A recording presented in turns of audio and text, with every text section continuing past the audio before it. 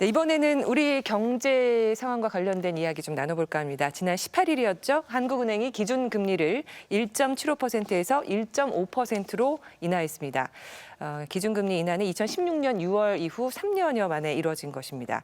이주열 한은 총재는 성장세와 물가 상승이 예상보다 약한 것으로 나타나 경기 회복을 뒷받침하기 위해 금리를 내렸다. 이렇게 인하 배경을 설명했습니다. 한국은행은 또 올해 경제 성장률 전망치도 2.5%에서 2.2%로 하향 조정을 했죠. 이에 대해서 일부 언론은 경제 위기 경고, 저성장 공포라는 표현을 쓰면서 한국 경제가 위기다라고 보도를 하고 있습니다. 문재인 정부 출범 이후 언론이 한국 경제 위기론을 제기한 것은 이번이 처음이 아니죠. 우리 경제는 지금 위기인 건지, 언론이 이야기하는 한국 경제 위기의 실체는 무엇인지, 언론들이 경제 위기를 강조하는 이유는 무엇인지 짚어보는 시간 이번엔 가져보겠습니다. 최부영 교수님, 일단 한국은행 기준금리 인하하고 경제 성장률 전망치 하향 조정한 거 예상은 하셨습니까? 이거는 저는 자초한 거라고는 표현을 써왔거든요. 그러니까 사실 저는 개인적으로 지난해 연말부터 올해 성장률이 그러니까 2% 초방어하기도 힘들 거다 이런 얘기를 했었어요. 그래서 동시에 그러니까 대규모 추경 편성이 필요하다. 이 얘기를 제가 지난해 연말부터 계속해서 얘기해왔던 겁니다. 그 얘기는 결국 뭐냐면은 한국은행이나 그러니까는 뭐 이 관료들, 정부에서도 그러니까 이 관료하고 청와대하고 좀 구분을 해야 될 텐데요. 관료들하고 그다음에 이제 국제연구기관들에서 과도하게 낙관적으로 그러니까 이 경기를 전망을 했던 거죠. 과도하게 경기 전망을 함으로써 생기는 부작용은 뭐냐면요. 추경 편성을 할 필요가 없는 거예요. 대규모 추경 편성을요. 그렇죠. 경기가 그러니까 뭐 굉장히 낙관적으로 우리가 이렇게 예상할 수 있으면은 굳이 추경을 편성할 필요가 없는 거고 추경을 편성하더라도 가능한 한 소규모로 편성을 할 수가 있는 거죠. 그래서 이제 그런 저는 의도가 상당히 뭐 개입돼 있었다. 그렇지 않으면 굉장히 무능한 걸 얘기를 하는 거거든요. 사실 지난해 연말이라든가 올 초에 세계 경제가 굉장히 그러니까 하방 리스크가 커지고 있다는 얘기는 여러 군데서 경고음이 나왔었어요. 이제 기본적인 요인은 그러니까 우리가 수출이 그러니까 이게 수출 충격이에요. 반도체라는 산업을 중심으로 한 수출 충격이에요. 지난해 연말부터 반도체 산업이 하강 국면으로 접어들면서 나타나는 충격이거든요. 그러면 이제 이게 제가 그 상황을 보면서 우리나라 2015년도부터 수출이 크게 감소했었는데 2015년 상황하고 굉장히 비슷하다. 공통점이 있다. 그래서 지금 수출 규모를 보게 되면요. 2015년 수준으로 돌아갔어요. 근데 2015년하고 지금하고 차이가 있는데 두 가지가 차이가 있는데요. 하나는 뭐냐면은 지금은 2015년 당시에는 제조업이 전반적으로 그러니까 세계 무역이 줄어들면서 이게 이제 후퇴를 했던 상황이라면은 이번엔 반도체를 중심으로 이게 지금 후퇴를 하고 있는 거예요. 그러니까 반도체 이 수출이 올해 상반기 동안에 6월 달까지 지난해 대비해서 한 25%가 감소했어요. 그러면서 이제 어떤 일이 생기냐면 우리나라가 수입하는 품목 중에서 네 번째로 높은 품목이 반도체 제조 장비예요. 반도체 제조 장비가 39%나 감소했어요. 수입의 감소가요. 지금 무슨 얘기냐면 삼성전자나 SK하이닉스가 반도체 수출을 많이 하게 되면은 반도체 제조 장비도 수입을 많이 하게 돼 있어요. 네. 근데 이 반도체 제조 장비라는 것은 기업의 설비 투자에 잡히는 겁니다. 생산 설비와 관련되는 거기 때문에 그래서 지금 보게 되면은 설비 투자가 감소가 우리가 지난해부터 이렇게 지속되고 있거든요. 근데 2015년에는 설비 투자가 그래도 플러스 행진을 했었어요. 그런 점에서 이게 반도체 산업에 주도하는 수출 감소다 보니까 이런 현상이 하나 생기는 게 있고요. 그 차이이고 또 하나는 뭐냐면은 건설 투자가 감소를 지난해부터 하고 있어요. 건설 투자가요. 2015년도에는 건설 투자가 플러스였었어요. 당시에 왜 그러냐면은 다들 기억하시겠지만은 당시에 초이노믹스 이렇게 얘기하고 있잖아요. 당시에 최경환 씨가 이 부총리를 맡으면서 제일 먼저 한 게 뭐냐면 부동산 경기 저거 있었어요. 빚내서 집사라. 그렇죠. 예. 그래가지고 그 당시에 그러니까 그래서 그 이 건설 투자가 그러니까 박근혜 정부 앞에 2년에 비해 가지고 2015년부터 17년 동안에 보게 되면은 거의 2.8배로 각진가해요. 그러니까 이게 뭐냐면은 이제 미래에 이제 건설 투자 이루어질 걸 땡겨서 쓴 거예요. 제가 그래서 이 가불 건설 투자라고 표현을 하는데. 그러니까 그러면 건설 투자를 미리 땡겨서 이렇게 쓰다 보니까는 가계 부채도 굉장히 크게 증가했어요. 가계 부채도 2.8배 정도 증가해요. 그러니까 우리가 이제 건설회사가 건설 투자해가지고 아파트 지으면은 가게가 이제 이걸 분양받고 그러면 이제 대출을 받아서 사야 되니까는 가계 부채가 폭발적으로 증가를 했어요. 그러면 그 상황 속에서 아파트 공급 물량이 굉장히 크게 증가한 거죠. 네. 그러면 이제 그게 이제 결국 소화될 때까지는 안 팔리면 분양이 안 되면은 아파트 추가로 짓기 힘들잖아요. 그렇죠. 그게 줄어드는 현상이 지난해부터 나타나는 거예요. 아, 그래서 제가 이걸 계산을 해봤어요. 계산을 해봤더니만은 여전히 건설 투자 분야가 7조 원 정도가 지금 아주 과잉이에요. 이게 지금 그러니까 이 거품이 이제 그러니까 있는 거. 이게 이제 축소 조정이 돼야 될 수밖에 없는 거예요. 그러니까 건설 투자가 그러니까는 2분기도 그러니까 저는 마이너스 될 가능성이 있다. 그러니까 이건 어떻게 보면 박근혜 정부에 그러니까는 인위적인 그 무리한 건설 경기 부양의 후유증인 거죠. 예? 지금 이 성장률이 이렇게 급감한 것은 그러면 이 성장률이 이렇게 급감할 수밖에 없는 상황을 저는 한국은행이라든가 이 정부의 관료들이 저는 이거는 알 수 있는 문제였었고 그래서 성장률 목표치를 너무 그냥 높게 잡더라고요. 지난해 연말 올 초까지도 보게 되면 진작에 낮게 잡았어야 되는데. 예, 그렇죠. 그걸 낮게 잡으면은 결국은 뭐냐면 우리나라가 그러니까는 경제가 달성할 수 있는 성장률보다도 너무 낮을 때는 거기에 이제 재정의 역할을 우리가 경제학 교과서에 나와 있는 거예요. 그럼 재정 편성을 상당히 그러니까 우리가 대규모로 편성을 했어야 되는 거죠. 일찍이 그것도 그러니까요. 대비를 해가지고. 그러면 효과도 크게 나타나거든요. 근데 결국은 그러니까 성장률을 굉장히 그러니까 낙관적으로 전망을 함으로써 예? 낙관적으로 전망했다가 이게 이제 1분기, 2분기 이제 성적표가 아마 이번 주말 정도면 이제 나오고 그럴 텐데 나오게 되면 이제 그러니까는 자기들이 그러니까는 전망한 것이 잘못됐다는 것을 확인이 될 것이고 예? 그러다 보니까 이제 이 금리를 그러니까 낮춘 것도 이번에 성장률 전망치를 2.5%에서 한국은행이 2.2%로 0.3%포인트로 쫙 낮춰버렸거든요.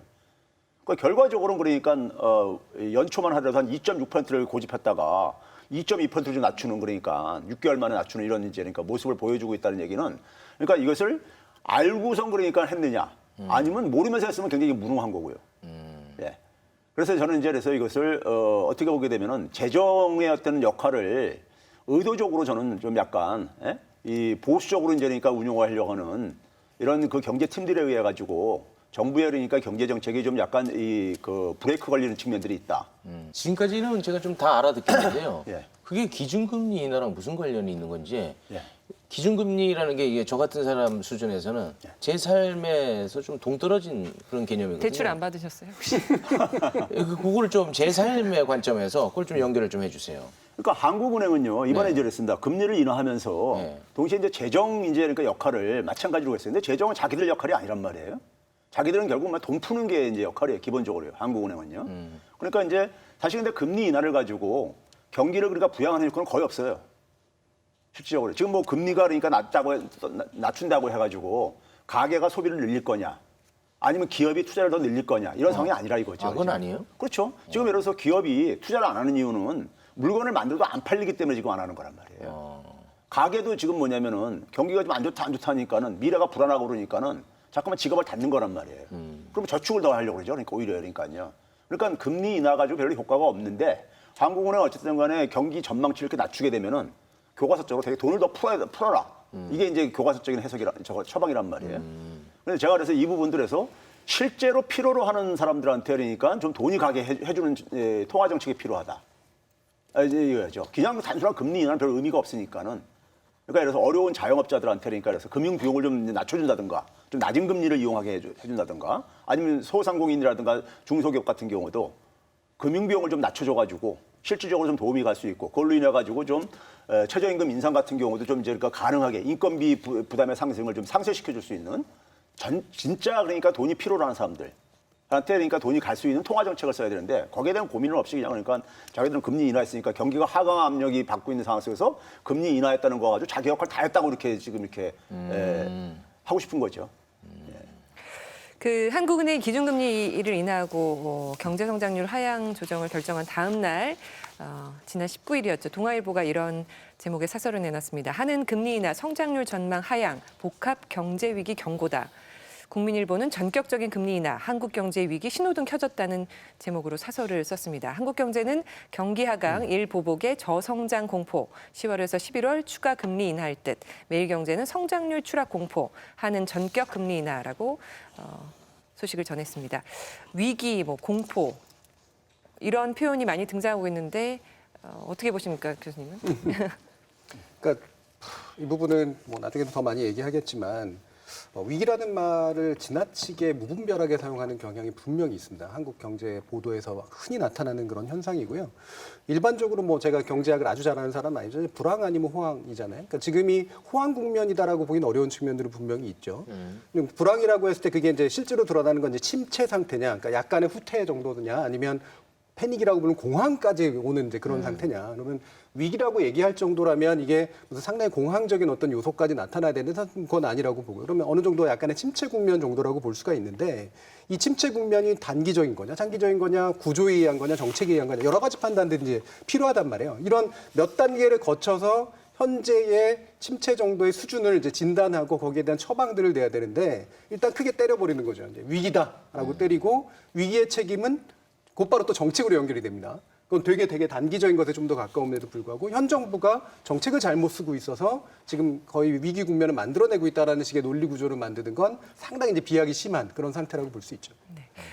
한국 경제 위기다, 경제 위기다 이런 표현 어떨 때 쓰는 건가요? 객관적인 어떤 뭐 근데 기준이 우리 있나요? 지금 저기 정 교수님이 말씀하셨지만은 지금 그 우리나라 언론들이요 너무 자극적인으로 이렇게 그 표현하는 거를 그래야지만이 사람들의 이렇게 이목을 끌을 수 있어서는지 그런 경향들이 강한데 근데 기본적으로 우리가 아무리 그렇다 하더라도 용어를 쓸 때는요 그 용어의 의미 좀 맞게끔 그러니까 이게 써야 되는데 그렇잖아요. 내가 A라고 얘기했는데 상대방이 B라고 알아듣게 이렇게 표현하면 안 될 게 아니겠습니까? 그렇죠? 그런데 이제 그런 점에서 경제 위기라는 것은요 우리가 이게 어떤 의미를 갖고 있냐면 우리가 교과서에서 어떤 의미를 갖고 있냐면요 우리가 외환위기 때를 생각하면 돼요. 아니면 우리가 글로벌 금융위기 때 상황, 2008년도 같은요. 네. 그러니까 2008년도 같은 경우 어떤 겁니까? 미국발 금융위기가 딱 터진 거예요.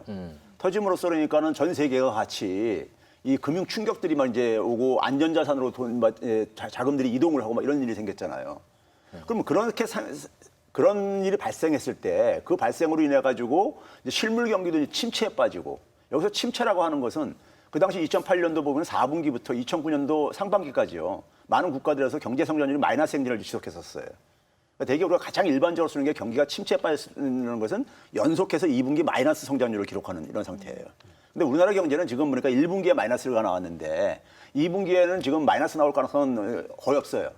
이제 조만간에 발표되겠지만요. 그러니까 이거 경기 침체 상황도 아닌 거예요. 근데 거기다 위기라는 것은 그러니까 우리가 그래서 외환위기 때 우리가 어떤 일이 벌었습니까? 동남아시아에서 그러니까 자금들이 갑자기 빠져나가면서 우리나라에서 돈이 외국인적인 빠져나가면서 그 달러 자금이나 엔화 자금 같은 게 빠져나가면서 그거를 그러니까 상환할 돈이 없어가지고 달러나 엔화는 우리가 발행할 수 없는 돈이니까요. 그래서 이게 터진 거란 말이에요. 그러니까 소위 말해서 그런 이제 그러니까 우리가 외화 유동성 위기가 이제 사실 그 당시 터졌던 거란 말이에요. 근데 지금은 우리가 외환 보유고가 상당히 그러니까 우리가 지금 뭐 위기로 발생할 가능성은 전문가들은 거의 없다고 얘기를 하고 있어요. 그러니까 원래 영어로 크라이시스라고 하잖아요. 근데 그리스어로는 크리네인이라고 하는데 이게 뭐냐면 의학 용어에서 쓰여요. 환자가 회복할 거냐 아니면 죽을 것이냐라는 그 경계를 가지고 바로 이제 크라이시스 크리네인이라고 하는데 재밌는 건 이 과학혁명의 구조라는 책을 보면 위기를 어떨 때 쓰냐면 패러다임이 바뀌기 직전의 상태라고 표현을 하거든요. 저는 지금 최백은 교수님 말씀에 굉장히 동의하는데 외환위기라던가 그리고 우리나라 IMF 금융 구제를 받았을 때에는 경제 패러다임이 바뀌었어요. 그러니까 그때는 정말 위기가 맞죠. 그럼 지금이 정말 경제 패러다임이 바뀔 만큼의 위기인가라고 저는 생각하지 않고요. 그러니까 이 크라이시스란 말이 얼마나 재미있게 활용이 되냐면 우리 잘 알고 있는 연극 쓸 때 클라이맥스 이전도 바로 위기거든요. 그러니까 이거는 말 그대로 어떤 상황에 있어서 꼭 필요할 때만 써야 되는 굉장히 적합한 단어인데 지금 이 위기라는 말을 남용함으로 인해서 사실은 공포라는 말까지 연달아 떨어지고 있는데 이게 정말 우리가 경제적 패러다임이 바뀔 만한 수준의 공포를 느껴야 하는가라는 거는 좀 언론에서 좀 조심해서 사용해야 될 언어가 아닌가라는 생각이 듭니다. 그럼 교수님, 제가 경제계에 제안 하나 하겠습니다. 이 위기 단어 때문에 굉장히 혼돈스럽지 않습니까? 혼란스럽고. 그럼 미세먼지처럼 수치화해가지고 좋음, 나쁨, 매우 나쁨 이렇게 그 언어를 좀 구별해서 쓸 수 있는 방법 제안해내면 안 되겠습니까? 있어요. 이게 사실 근데 경제 위기를 남발을 하게 되면요. 네. 사실 이 서민 경제들한테 직격탄이 될 수가 있어요. 네. 왜 그러냐면은 사람들이 불안하니까 심리라면 맨날. 불안하면은 네. 가게가 어쨌든 간에 소비 지수를 자꾸만 이제 그러니까는 지갑을 닫는다고요. 네. 그러면 가장 취약한 그러니까 자영업자들 같은 분부터 타격을 받아요. 자영업자는 내수에 특히 의존을 하기 때문에. 네. 그렇죠? 대기업들 같은 경우는 사실 뭐 수출에 많이 가다 보니까 상대적으로 그러니까는 뭐 내수에 그렇게 영향을 안 받는 반면에 그러면 이제 그래서 이제 이걸 이 위기를 언론이 이렇게 남발하면 안 된다. 네. 예? 서민 경제도 굉장히 부정적인 영향을 미치기 때문에. 그다음에 이제 지금 말씀하신 것 같은 용어가 있어요. 아, 있어요? 예. 우리가 경기가 그러니까 자본주의 사회 속에서는 이 경기가 순환을 한다고 얘기를 해요. 네. 그래서 경기가 그러니까 나쁜 상태 속에서 이제 우리가 좋아지면 이제 회복이 된다고 하고 있고 회복 상황이 굉장히 이제 정점에 달했을 때 이제 호황 국면이라고 이제 뜨거워진다 이거죠. 경기가 뜨겁다 이거죠. 그러다 그런 뜨거운 국면이 있다면 또 이게 이제 거기에 대해서 이제 과열됐기 때문에 좀 이제 진정시키는 조치들이 나온다고요. 그러면 이게 이제 그러니까 경기가 후퇴를 한다 이렇게 표현을 하고 후퇴 상태가 최악에 치달았을 때 우리가 불황이라고 이렇게 표현을 한단 말이에요. 이런 상황이 있고 그러면 지금 상황은 그러면 이 네 가지 용어 중에서 그나마 만약에 간다면은 경기가 후퇴하는 국면인 거예요. 후퇴하는 정도. 원래가 가장 객관적인 표현인 거예요. 근데 그 경기가 후퇴하고 있다 이런 표현하고 경제가 위기에 빠졌다는 거하고는 굉장히 그러니까는 이 의미가 다르잖아요. 예. 아니 언론사에서 뭐 경제 위기 용어의 개념을 모를 리는 없을 텐데요. 모를 것 같아요.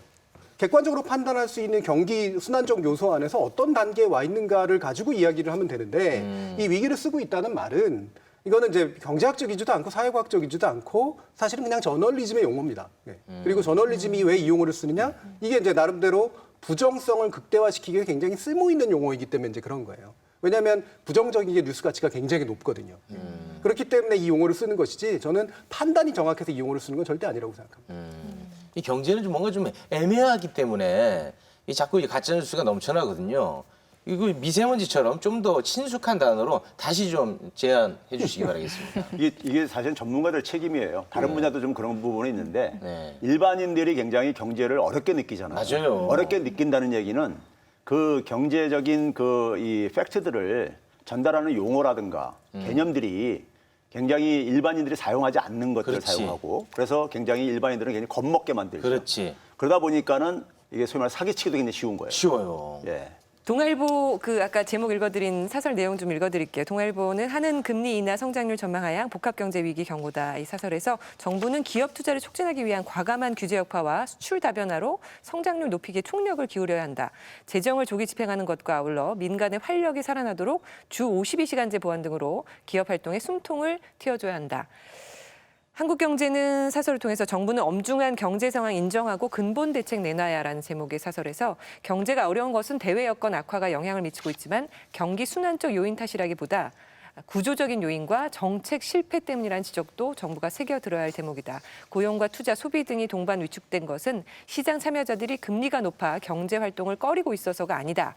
지급 능력과 생산성을 크게 앞서가는 최저임금 과속 인상, 유연성을 찾아보기 힘든 고용시장의 모순 등이 겹친 결과다. 지금이야말로 대통령의 친노동 일변도 인식을 불식시켜 기업들의 경영 의욕을 북돋워야 하는 시점이다. 이 부분은 어떻게 보십니까? 친노동 일변도 인식을 불식시켜야 된다. 뭐 이런 표현도 나오고요. 지금 이런 얘기가요. 저는 기본적으로 사실 그 2018년도에 지난해요. 지난해도 우리가 보게 되면 뭐 고용 참사, 뭐 경제 폭망 뭐 이런 얘기들이 많이 쏟아져 나왔었어요. 네. 지난 1년에도 그렇죠? 맞습니다. 기억나시죠? 네. 그리고 아예 뭐 기승전 최저임금, 기승전 소득주 성장 네. 뭐 이런 식의 보도가 굉장히 나왔잖아요. 그러니까 이게 사실 저는 예고된 걸로 저는 사실 봤어요. 그러다 보니까 제가 이제 그러니까는 뭐 이렇게 그 팩트 체커 역할을 하게 된 계기도 거기에 있는데 사실 이 정권이 바뀌면서 처음에 그러니까는 박근혜 정부의 어쨌든 간에 이런 그 적폐 행태에 대해서 소위 청산을 하고 개혁을 해야 되는 이런 상황 속에서 초기에는 되게 납작 엎드리죠. 거기 대상들이요. 그러다가 이제 시간이 지나면서 이제 어쨌든 간에 반격에 이제 기회를 잡으려고 할 거라고 생각이 들었고요. 거기에 가장 전형적인 게 뭐냐면 우리는 이제 안보 문제죠. 우리 사회 속에서 항상 이제 보수 진영이 그러니까 되게 이제 반격할 때 사용하는 수단이 안보인데 안보가 사실 지난해 2018년 지난해 2월달에 평창 올림픽을 계기로 해서 싹이 완화됐단 말이에요. 네. 그러니까 남아 있는 건 제가 볼 때 그다음에 경제 문제다 이렇게 봤어요. 경제 문제가 저도 이제 그 전에는 이 제조업 위기에 대해서 문재인 정부에서 굉장히 비판적으로 제가 평가도 하고 그랬었거든요. 네. 이게 대비를 해야 된다고 해가지고요. 근데 아닌 게 다를까? 지난해 5월달부터 그러니까 이제 막 쏟아져 나왔죠. 가계소득 발표할 때 쏟아져 나오고 매달 고용지표 발표할 때 막 쏟아져 나오고 막 그냥 막 융단 폭격하듯이 막 쏟아져 나왔죠. 그러면서 기승전 최저임금 이렇게 나오는데 올해 들어와서 이제 이게 어느 상황으로 지금 전개되고 있는 거냐면요. 지금 이제 경제가 사실상 그러니까 지금 위기다. 지금 경제가 지금 파탄이다. 이런 것은 결국은 문재인 정부의 그러니까 소득주 성장 정책의 탓이다. 네. 그러면 이 소득주 성장 정책을 폐기해라. 네. 폐기시키는 순간에 어떻게 되는 겁니까? 문재인 정부의 소득주 성장 정책은 상징이에요. 문재인 정부의 네. 어떻게 보면요. 그럼 문재인 정부가 스스로 자기 잘못을 시인을 하는 자기들이 그러니까 국정 운영을 잘못하고 잘못 판단했었고 이거 시인하라는 이런 게 돼버리는 거예요. 그러면은 그 굉장히 이제 아마추어 정권이 들어서 가지고 경제 망치고 이렇게 했다는 걸로 이게 이제 그러니까 내용이 이제 그러니까 전환될 수 있는 것이죠. 네. 그걸 통해서 어쨌든 간에 뭐 내년에 그러니까 총선이라든가 이런 쪽에서는 그러니까 문재인 정부가 들어서 가지고 결국은 경제 망치고 그리고 경제 정책도 그래가지고 이렇게 바꿨다. 이제 이런 식의 이제 얘기로 이제 발전할 거란 말이에요. 그러니까 결국은 이게 그러니까는 제가 볼 때는 문재인 정부에 대해서 그러니까는 이 지금 진단하고 있는 것들이 객관적인 거하고 상당히 상관없이 그냥 무차별적으로 지금 얘기를 하고 있는데 제가 이게 잡힐지 모르겠는데요. 이게 1분기 우리가 성장률이 마이너스 0.4%가 나왔잖아요. 4%가 나왔는데 그게 사실은 지난해 4분기가 우리가 굉장히 높았어요. OECD 국가 중에서 그러니까는 첫 번째, 두 번째로 이렇게 높았어요.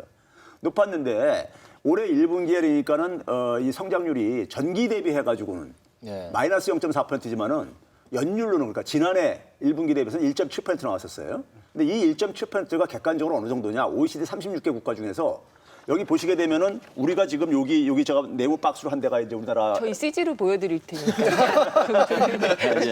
근데 구시대에 머물러 있네요. 주요 국가들 우리가 그러니까 예를 들어서 뭐 동유럽 국가들 있잖아요. 이 사회주 국가 하다가 이렇게 저기 이제 전환한 체제 전환한 이런 나라들하고 그다음에 인구 소국가들을 제외하고 나머지 그러니까 주요 국가들 중에서는 우리나라가 그러니까 한 7, 8번째로 괜찮은 저거예요. 1.7%도요. 그러니까 예를 들어서 독일 같은 경우가 유럽의 그러니까 가장 모범 국가로 우리가 알려져 있잖아요. 독일이 올해 성장률을 원래 1.9%로 예상했었어요. 근데 0.8% 낮췄습니다. 절반 토막 이하로 더 낮췄어요. 그러니까 그 얘기는 결국 뭐냐면 세계 경기가 나빠지면서 수출의 굉장히 그러니까 의존도가 높은 경제들, 독일, 일본, 한국 이런 나라들이 더 우리가 타격을 많이 보는 이런 상황인 거예요. 그래서 우리나라의 경제 성장률에 그러니까 하향 조정은 이거는 굉장히 자연스러운 겁니다. 어떻게 보면요. 그러니까 수출 의존적인 이런 경제 구조를 갖고 있다 보니까. 그래서 결국은 뭐냐면은 이 수출이 그러니까 나빠지는 상황 속에서 경제를 그러니까 우리가 지탱을 하려면은 내수를 강화할 수밖에 없는 것이고 오히려 역설적으로 문재인 정부의 소득주 성장 정책이 더 강화될 필요가 있다는 것을 역설적으로 입증해 주는 거예요, 사실은요. 예. 그래야 되는데 이제 보통 그거를 폐기하라. 그렇죠. 이제 이걸 폐기시키고 그러니까 이제 항복하라 이거죠, 그러니까요.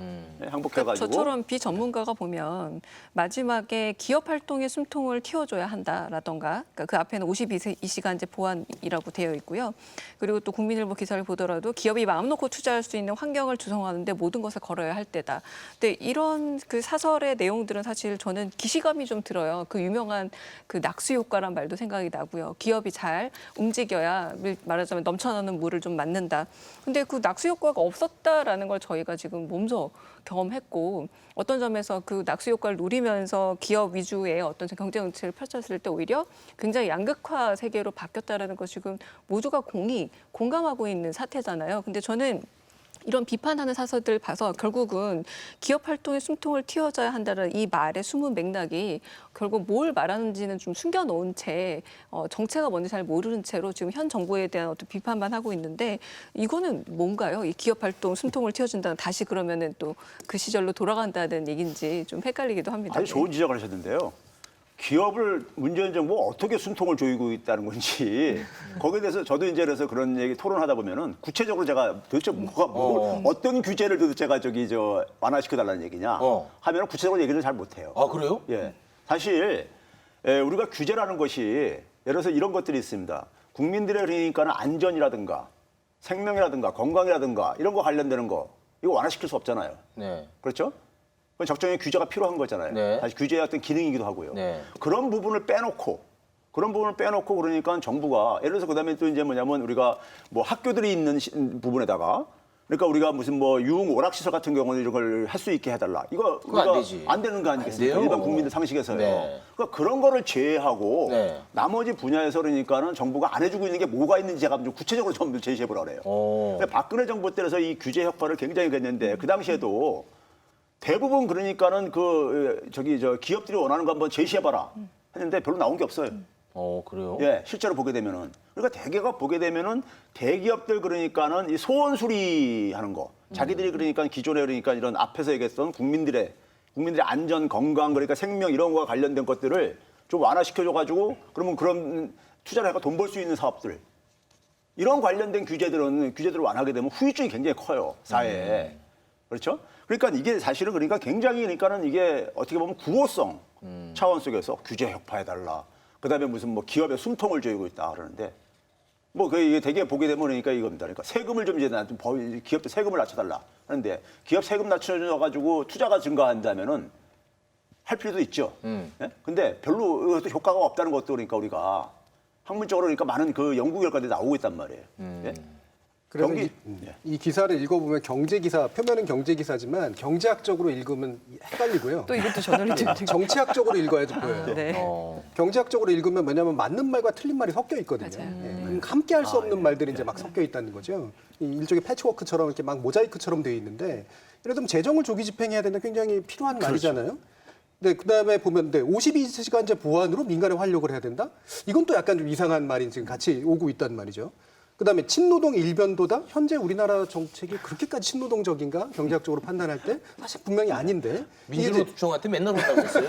그러니까 이게 섞여 있단 말이에요. 그래서 이거는 경제학적으로는 그냥 대충 섞어 놓은 말이고 정치학적으로는 되게 클리어해요. 근데 뭐냐? 말씀하신 것처럼 실제로 현 정부의 정책 실패를 인정하라라고 하는 거고 그다음에 친기업적이고 그다음에 친자본적인 정책을 펼쳐라라고 하는 걸 끼워 넣기 하는 그런 방식의 이야기를 쓰고 있는 것이죠. 그러니까 이거는 본질이 경제 기사가 아니라 정치 기사라고 저는 판단을 합니다. 지금 있잖아요. 보수든 진보든 간에 이 모든 경제학자들이 지금 재정의 역할이 중요하다는 재정의 역할이 필요하다는 것은 대부분이 인정을 하는 겁니다. 이게 교과서적인 이건 처방이기 때문에요. 네. 그렇다면은 지금 재정을 집행하는 것에 대해서 반대하는 부분에 대해서 언론이 그러니까 굉장히 역할을 해줘야 되는 거예요.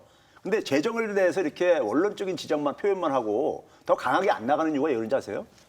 이 정부가 돈을 그러니까 많이 쓰게 되면은 결국은 뭐냐면 그 부분을 그러니까 어쨌든 뭐그 자금을 재원을 확보하기 위해서 뭐 세금을 더 많이 건조하든가 네. 세금이 뒷받침돼야 되지 않겠습니까? 네. 그러니까 그 정부가 돈을 많이 쓰는 것을 사실 그러니까 일반적으로 돈이 많은 사람들 기업이라든가 그러니까 고소득자는 싫어할 수밖에 없는 거예요. 네. 자기들이 더 많이 세금을 내야 되는 거니까요. 네네네. 그래서 이제 그런 부분들을 그러니까 사실 교과서적으로 가장 지금 필요한 처방이 재정 확정의 역할인데 이 부분은 그러니까 뭐 그냥 하나의 그냥 뭐 구색으로 맞추고 그렇게 들어가고 나머지는 결국은 다 보게 되면은 뭐 있는 사람들 기업을 위한 정책으로 변화시키라 이런 이제 요구를 하고 있는 거죠. 그 경제 위기 프레임은 문재인 정부 집권 초기부터 줄곧 등장을 했습니다. 2017년으로 한번 돌아가 보겠습니다. 조선일보 2017년 7월 27일 입증된 길 버리고 초유 실험 국가 경제 도박 우려한다는 사설에서 경제 정책 방향을 통해 발표한 소득 주도 성장 정책은 어느 나라도 본격 추진하거나 성공시킨 사례가 없는 초유의 실험이다. 소득 주도 성장론과 유사한 정책을 폈던 곳이 그리스 등 남유럽 국가들이었다. 모두 국가 파산 위기로 끝났다. 경제를 지속적으로 성장시키는 주력 엔진은 혁신과 생산성 향상뿐이고 그것을 이루는 주체는 기업일 수밖에 없다. 기업 활동에 활력을 주는 노동개혁과 규제혁파, 산업구조 조정, 신산업의 창발이 수반되지 않으면 소득 주도 성장은 허구다라고 썼습니다. 중앙일보는 2017년 8월 9일 경기 회복세 불안한데 위기설까지 덮친 한국경제라는 사설에서 기획재정부는 어제 한국경제 회복세가 견고하지 않다는 내용의 경제 동향을 발표했다. 6월 광공업 생산이 감소세로 돌아섰고 제조업 평균 가동률은 하락했다는 것이다. 오히려 투자 심리를 위축시킬 만한 경제 정책이 꼬리를 물고 있다. 문재인 정부는 주요 수출 경쟁국의 추세와 달리 법인세 인상 카드를 뽑았고 영세 상공인 중소기업에 부담이 되는 최저임금 인상에 힘을 실었다. 한국은행이 국내 총생산 변동성 분석 결과를 냈는데 경제개발협력기구 회원국 평균의 절반에 그쳤다. 기업 혁신 활동의 위축으로 소비 투자 성향이 동반 저하된 결과라고 풀이했다. 이런 경제 불안은 안보 불안과 맞물려 4월에 이어 8월에 또 한 번 위기설을 부르고 있다라고 2017년 8월 9일 사설에 써놨습니다. 이런 거 보면 이제 언론들의 효능감이 굉장히 높을 것 같아요. 왜냐하면 항상 그 최저임금을 때려왔는데 지금 뭐 제가 느끼기에는 전반적으로 그리고 정부조차도 최저임금 인상은 나쁜 것이라는 인식을 갖고 있는 듯한 느낌을 받고 있거든요. 최저임금 인상과 그에 따른 결과 분석한 게 있습니까? 그 근데 상관관계? 그 얘기 하기 전에요. 네. 지금 소개한 기사들이 2017년 기사잖아요. 네. 2017년을 지금 언론에서 이제 저렇게 보도하는 것은 굉장히 자기 모순적인 게 있는데요. 2017년도는 사실 그러니까는 2016년도에 박근혜 정부 때 그러니까 예산을 가지고 이제 그러니까는 경제가 운용됐던 해예요. 문재인 정부가 2017년 5월 10일 날 그러니까 정부를 구성을 시작하잖아요. 그렇죠? 근데 성장률이 2017년도에 3.1%가 나왔던 해였었어요. 그러니까 그 박근혜 정부 그때보다도 성장률이 굉장히 올라갔었어요. 2017년도에요. 당시 그러니까 세계 경기가 회복되고 있었고 그랬기 때문에 거기다 아까 이제 고용도 우리가 감소한다 그러는데 이게 참 이제 일반인들은 그런 걸 확인할 수 없어서 그러는데 문재인 정부가 출범하는 2017년 5월 달 지나면서 6월 달부터요. 15세에서 64세 인구가 감소로 전환합니다. 묘하게 타이밍이에요. 물론 이제 저출산이 그 이전부터 쭉 진행되다 보니까 그게 누적돼 가지고 이제 나타난 거지만은 그러니까 그런 부분들을 다 외면하고 근데 2017년도는 가장 어쨌든 간에 경제 지표들이 주요 경제 지표들이 괜찮았던 해였었어요. 그리고 최저임금 인상은 2018년도부터 적용됩니다. 근데 아직 적용도 하기 전부터 미리 그러니까 딴지 건 거예요. 그래서 지금 이제 그다음에 이제 지금 여쭤본 거를 제가 이제 그래서 지난해 내내 그러니까는 기승전 최저임금이 했었기 때문에 네. 특히 이제 자영업자와 관련해서 얘기를 했었잖아요. 그래서 제가 이걸 1991년부터 2018년까지 우리 경제학자들이 할 수 있는 게 이제 통계를 가지고 하는 걸 있어요. 그런데 그걸 계산해 보니까는 최저임금 인상률이 10%가 증가할 때 고용원이 있는 자영업자들, 네. 고용원이 있는 자영업자가 최저임금 인상에 타격을 보는 이런 자영업자들이잖아요. 고용원이 있는 자영업자가 한 4, 내지 6%가 증가를 해요. 오히려요. 오. 증가하고 오히려 고용원이 없는 자영업자가 오히려 감소를 하더라고요. 그러니까 이건 왜 그분들은 어떻게 되는 거예요? 그러니까 고용원이 있는 자영업자가 왜 증가를 했냐면요. 왜? 그 이상하네. 이상하죠. 근데 왜 그러냐면은 그러니까 우리가 최저임금 인상으로 인해 가지고 올해 이제 그러니까는 이 상반기에 많은 통계 지표들을 보게 되면은 굉장히 긍정적인 개선이 나오는데 최저임금 인상이 우리가 긍정적인 효과를 보수 진영에 있던 진보 진영에 있던 간에 다 공통적으로 인정하는 게 하나 있어요. 뭐냐면은 임금의 불평등을 굉장히 개선한다. 저임금 근로자들의 임금을 굉장히 개선한다. 이게 이제 그 긍정적인 효과를 다들 인정하는 거예요, 이거는요. 당연할 게 아니겠습니까? 상식적으로요. 그렇죠. 그렇죠? 그러면 그렇게 됐을 때 결국은 뭐냐면은 이게 이제 소비 증가로 이어질 수가 있는 거예요. 소비 증가로 이어질 때 그러니까 아무래도 경쟁력이 있는 자영업자들이 가장 그 혜택을 많이 봐요. 내수와 연결되기 때문에. 그러면 고용원이 없는 자영업자는 왜 감소했느냐? 추적을 해보니까는 이런 거예요. 우리나라 고용원이 없는 자영업자 중에서 특히 영세 자영업종이라고 해가지고 4대 자영업종을 얘기를 합니다. 음식업, 숙박업, 도매업, 소매업 이런 거예요.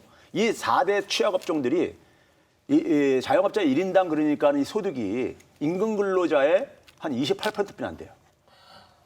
이게 한 15년 이상 이렇게 지속되고 있습니다. 그러니까 더 이상 그러니까 떨어질 수 없는 데까지 떨어진 거예요. 그러니까 조금만 타격이 입어도 폐업이 될 수가 있는 이런 것들이에요. 그러면 28%라면요. 1,000만 원도 채 안 나온다는 얘기예요. 평균적으로는요. 그러면 최저임금이 우리가 올해 그러니까는 한 175만 원 됐었잖아요. 월 소득으로 만약에 따지게 되면요. 그럼 곱하기 12개월 해보세요. 그럼 거의 한 2천만 원 이렇게 나오잖아요. 그러니까 최저임금이 인상되면서 고용원이 없는 취약한 고용원이 없는 자영업자들이 근로 이동을 하는 거죠. 워낙 약한 이제 1,000만 원도 안 되고 몇백만 원이 안 되는 이런 자영업자들 같은 가게 경우. 문 닫고. 그렇죠. 예. 그게 더 훨씬 더 합리적이니까요. 예? 장사도 안 되고 그러니까요. 그런 점에서 이 최저임금 인상이 그러니까는 고용을 하고 있는 사람들 입장에서는 저도 사실 제 와이프가 가게 하세요? 6명 고용하고 있는 개인 사업자거든요. 아, 예. 6명을 고용을 해요. 그래서 저희 와이프도 많은 얘기를 해봤습니다. 최저임금 인상 가지고. 그러니까 인건비 올라가는 거 개별적으로 자영업자들 당연히 느끼는 거죠. 네. 느끼는 건데 문제는 뭐냐면 그것이 선순환 대가 작용하는 측면들이 있다 이거예요. 내수를 그러니까 더 가해주는 측면들이요. 그래서 그 단기적으로 그러니까는 인건비 상승에 대한 부담을 낮춰주는 정책이 이제 보완을 하기 위해서 일자리 안정기금 이런 것도 했는데 저는 최근에 그 얘기하는 게 지금 뭐 최저임금을 1만 원으로 달성을 할 수 있는 방법이 있다. 그게 뭐냐면요. 최저임금 1만 원 달성하려면 올해 8,350원이었잖아요. 네. 1,650원이 차이 납니다. 그렇죠? 1만 원 하고요. 네. 그걸 곱하기 그러니까는 1,650원을 곱하기 그러니까 290시간 하게 되면 한 달 인건비 증가 부분이에요. 그렇죠? 한 달에 209시간이기 때문에. 네네네. 거기다 곱하기 12개월 하게 되면 12 하게 되면 1년에 증가하는 인건비 부담이에요. 네. 그게 제가 추정을 해보니까는 네. 자영업자랑 중소기업들까지 포함해서 한 적게 보게 되면 한 5조 원, 많게 해봤자 한 10조 원 정도 되더라고요. 인건비 부담이요. 연이요. 네. 근데 제가 그거를 간단하게 해결할 수 있는 게 이 어. 자영업자하고 중소기업들한테 금리를 그러니까 지금 이 자영업자들의 대출이요. 636조 원 됩니다. 3월 말 기준으로요.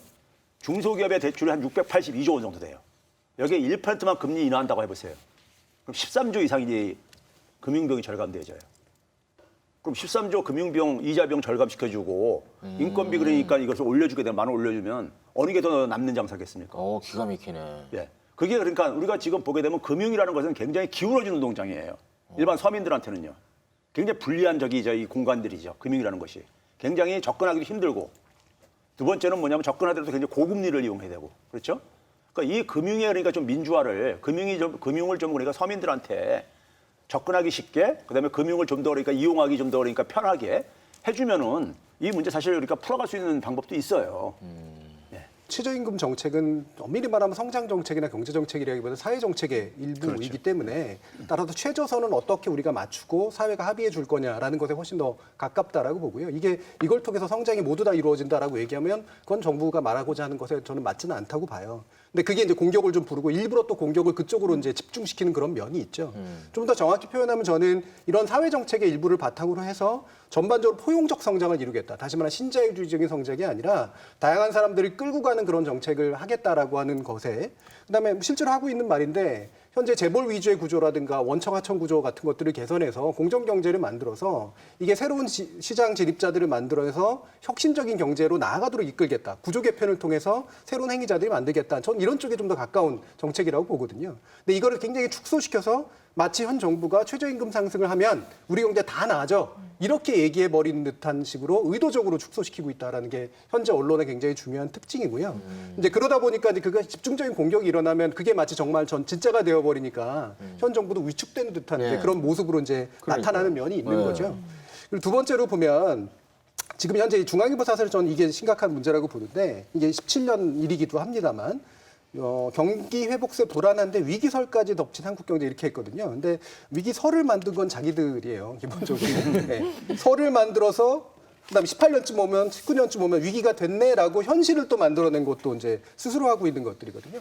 뭐 자기 충족적 예언이라고 흔히 얘기하듯이 기본적으로 일체이탈 화법을 마치 남이 얘기한 것처럼 이렇게 만들어 놓고 실제로는 그 현실을 자기들이 계속해서 만들어가고 있는 쪽에 훨씬 더 가깝습니다. 그러니까 없었던 경제 현실을 있는 경제 현실로 자꾸 바꾸려고 노력하고 있는 모습들이 너무 뻔히 보이는데 이것도 이제 사실은 상당히 불온한 사실은 보도 태도라고 볼 수가 있는 거죠. 정말 저는 지겹도록 같은 얘기만 반복하고 있는 저는 거예요. 기본적으로 근데 언론이 팩트에도 충실을 못했다고 생각하는 게요. 2016년 그러니까 우리가 박근혜 정부 마지막 이제 해였던 2016년에 어떤 상황까지 있었냐면 제가 2016년 상황을 제가 어떻게 표현을 하냐면요. 중산층이 저소득층화되고 있고 저소득층은 빈민화가 진행되고 있다 이렇게 표현을 해요. 아이고. 왜 그러냐면은 2016년 4분기에 가계 소득 중에 가계들의 전체 가계 중에서 60%가 소득이 감소합니다. 아이고. 그것도 명목 소득이 물가 상승률을 고려하지 않으요.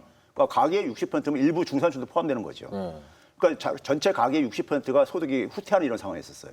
그 상황에서 문재인 정부가 출범을 했어요. 그러니까 제가 이걸 어떻게 비유를 하냐면은 우리가 살고 있는 마을의 위에 뚝이 있는데 이 뚝이 오래 쓰다 보니까 이게 균열이 가고 있었던 거예요. 이게 그러니까 저는 이제 제조업 위기로 이제 표현을 하는데 우리가 금융위기 이후에 그러니까 우리가 뭐 해운업 사태, 조선업 사태 이런 거 많이 경험했었잖아요. 네. 그게 바로 이제 그런 제조업 위기가 이제 표면화되기 시작한 겁니다.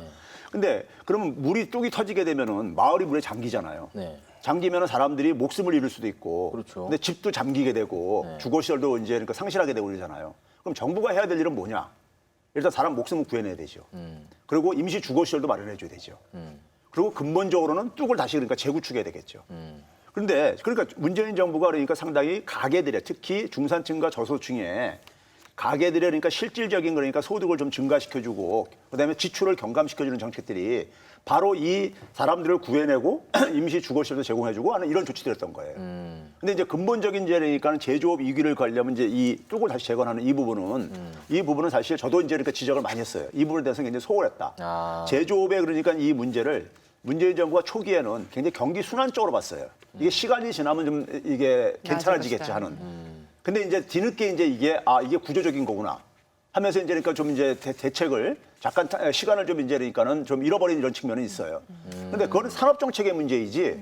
근데 지금 우리 경제 상황 속에서는 그러니까 저소득층과 중산층이 붕괴되는 상황 속에서 거기서 정부가 그러니까는 소득적 성장 정책으로 대응을 한 것은 상당히 불가피한 측면이 있었다 이거예요. 교수님의 그 뚝 비유는 교수님답지 않게 굉장히 심플하고 좋네요. 쉽게 이해되죠. 아유, 쉽네요. 예. 그러니까 이게 문제는 이게 사실은 그 문재인 정권의 어떤 기본적인 철학을 건드리는 용어들로 많이 변질이 되는데요. 가령 아마추어 경제 정책이라던가. 근데 저는 이 철학에서 굉장히 동의를 하는데 이를테면 지금 이제 이 52시간이라던가 최저임금 인상 같은 경우는 그러니까 사회학자인 지금부터 데이비드 바우먼이 루틴 레이버라 부르는 계급이 있어요. 이게 뭐냐면 누구에 의해서 교체되더라도 상관이 없는 직종들, 일테면 우리가 소위 말하는 아르바이트 같은 직종들이죠. 근데 이런 사람들의 최저 임금을 이제 보장해 주자는 게 이런 의도잖아요. 근데 그게 이제 이 루틴 레이버들이 잘 보존이 안 되면 그 다음에 뭐가 생기냐면 말 그대로 이제 역외 계급이라고 해서 계급에서 아예 탈출을 해버리는 겁니다.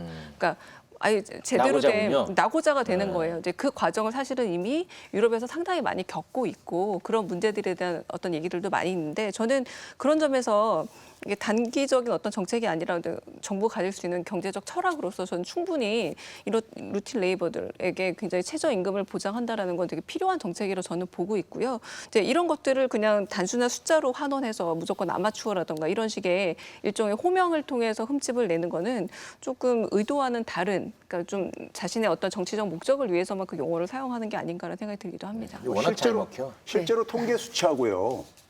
이게 그 반하는 주장인 이유가 올해 1분기에요. 가계소득이 얼만큼 개선됐냐면요. 지난해 대비해 가지고 하위 20%만 소득이 후퇴를 이제 멈추게 됐어요.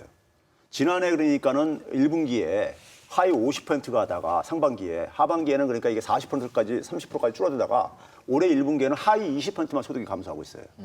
그러니까 하위 60% 전체 가계 중에 60%가 감소하던 것을 하위 20%까지 일단 그렇게 막은 거예요. 네? 막은 것들면서 소득주 성장 정책이 굉장히 효과를 나타내고 있는 것이고 하위 20%좀 특수한 부분이 있어요. 하위 20%의 평균 연령이 가구주의 평균 연령이 63.3세입니다. 네. 그러니까 60대 이상들은 노동시장에서 일자리 잡기 굉장히 힘드신 쉽지 분들이에요. 않죠.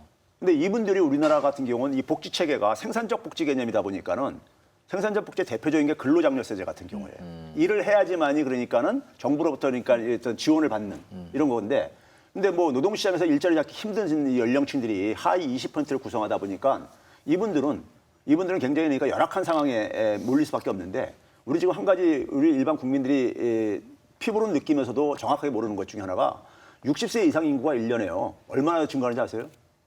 54만 명씩 증가하고 있습니다. 54만 명씩이요.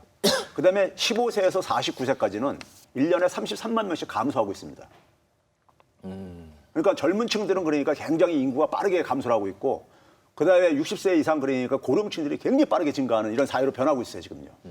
그러면 그래서 흔히 이 보수 언론들이 재정 투입해가지고 노인 일자리를 만든다 이렇게 공격하는데 그 노인들이 1년에 60세 이상이 54만 명씩 증가하는데 그 사람들 중에 대부분은요. 젊었을 때니까 자산 축적을 안 하신 분들은 굉장히 빈곤 상태에 직면할 수밖에 없는 사람들이에요. 그럼 이 사람들에 대해서 복지를 강화하든지 아니면은 공공근로 일자리도 마련해 줄 수밖에 없는 게 현실이라 이거예요. 네. 근데 그거를 그러니까는 만약에 공공근로 일자리도 안 마련하면은 또 뭐라고 할 것 같아요? 예? 저분들 그러니까 노인 빈곤 문제를 또 부각시켜가지고 내팽개쳤다. 그렇죠. 이렇게 할 게 아니겠습니까? 그러니까 공공근로 일자리를 만드는 것에 대해서 오히려 제가 볼 때는 보수 언론들에서 좀 더 좋은 일자리를 어떻게 보면 만들 수 있는 지혜를 좀 이렇게 조언을 해줘야 되는데 그게 아니라 공공근로 일자리 만드는 거를 누가 지금 이 부인할 수 있는 거냐 이거예요. 이 필요성을 지금요. 사실은 이 보수 언론들이나 아니면 언론 뭐 야당이나 이런 측에서 제대로 된 공격을 만약에 하려고 한다면 이 부분을 공격하면 안 돼요. 이거는 사회 정책을 공격한 일이기 때문에 만약에 이걸 진심으로 공격했다라는 건 이거는 따뜻한 보수가 아니라는 뜻이거든요. 아주 냉정하고 냉철한 게 아니고 냉혈한 보수가 돼버리는 거기 때문에 저는 굉장히 문제가 있다고 보고요. 대신 그렇다면 우리의 경제 구조를 어떻게 바꿀 건데 어떤 방식으로 장기적인 성장을 만들어낼 건데 이런 부분에 대해서 나름의 어떤 방식으로 비판을 하거나 대안을 내면은 사실은 그건 의미 있는 논쟁이 가능한데 사실은 비열한 논쟁을 하도록 만든 그런 구조라는 거죠. 그러니까 2017년 사설 봐도 그런 구절이 있어요.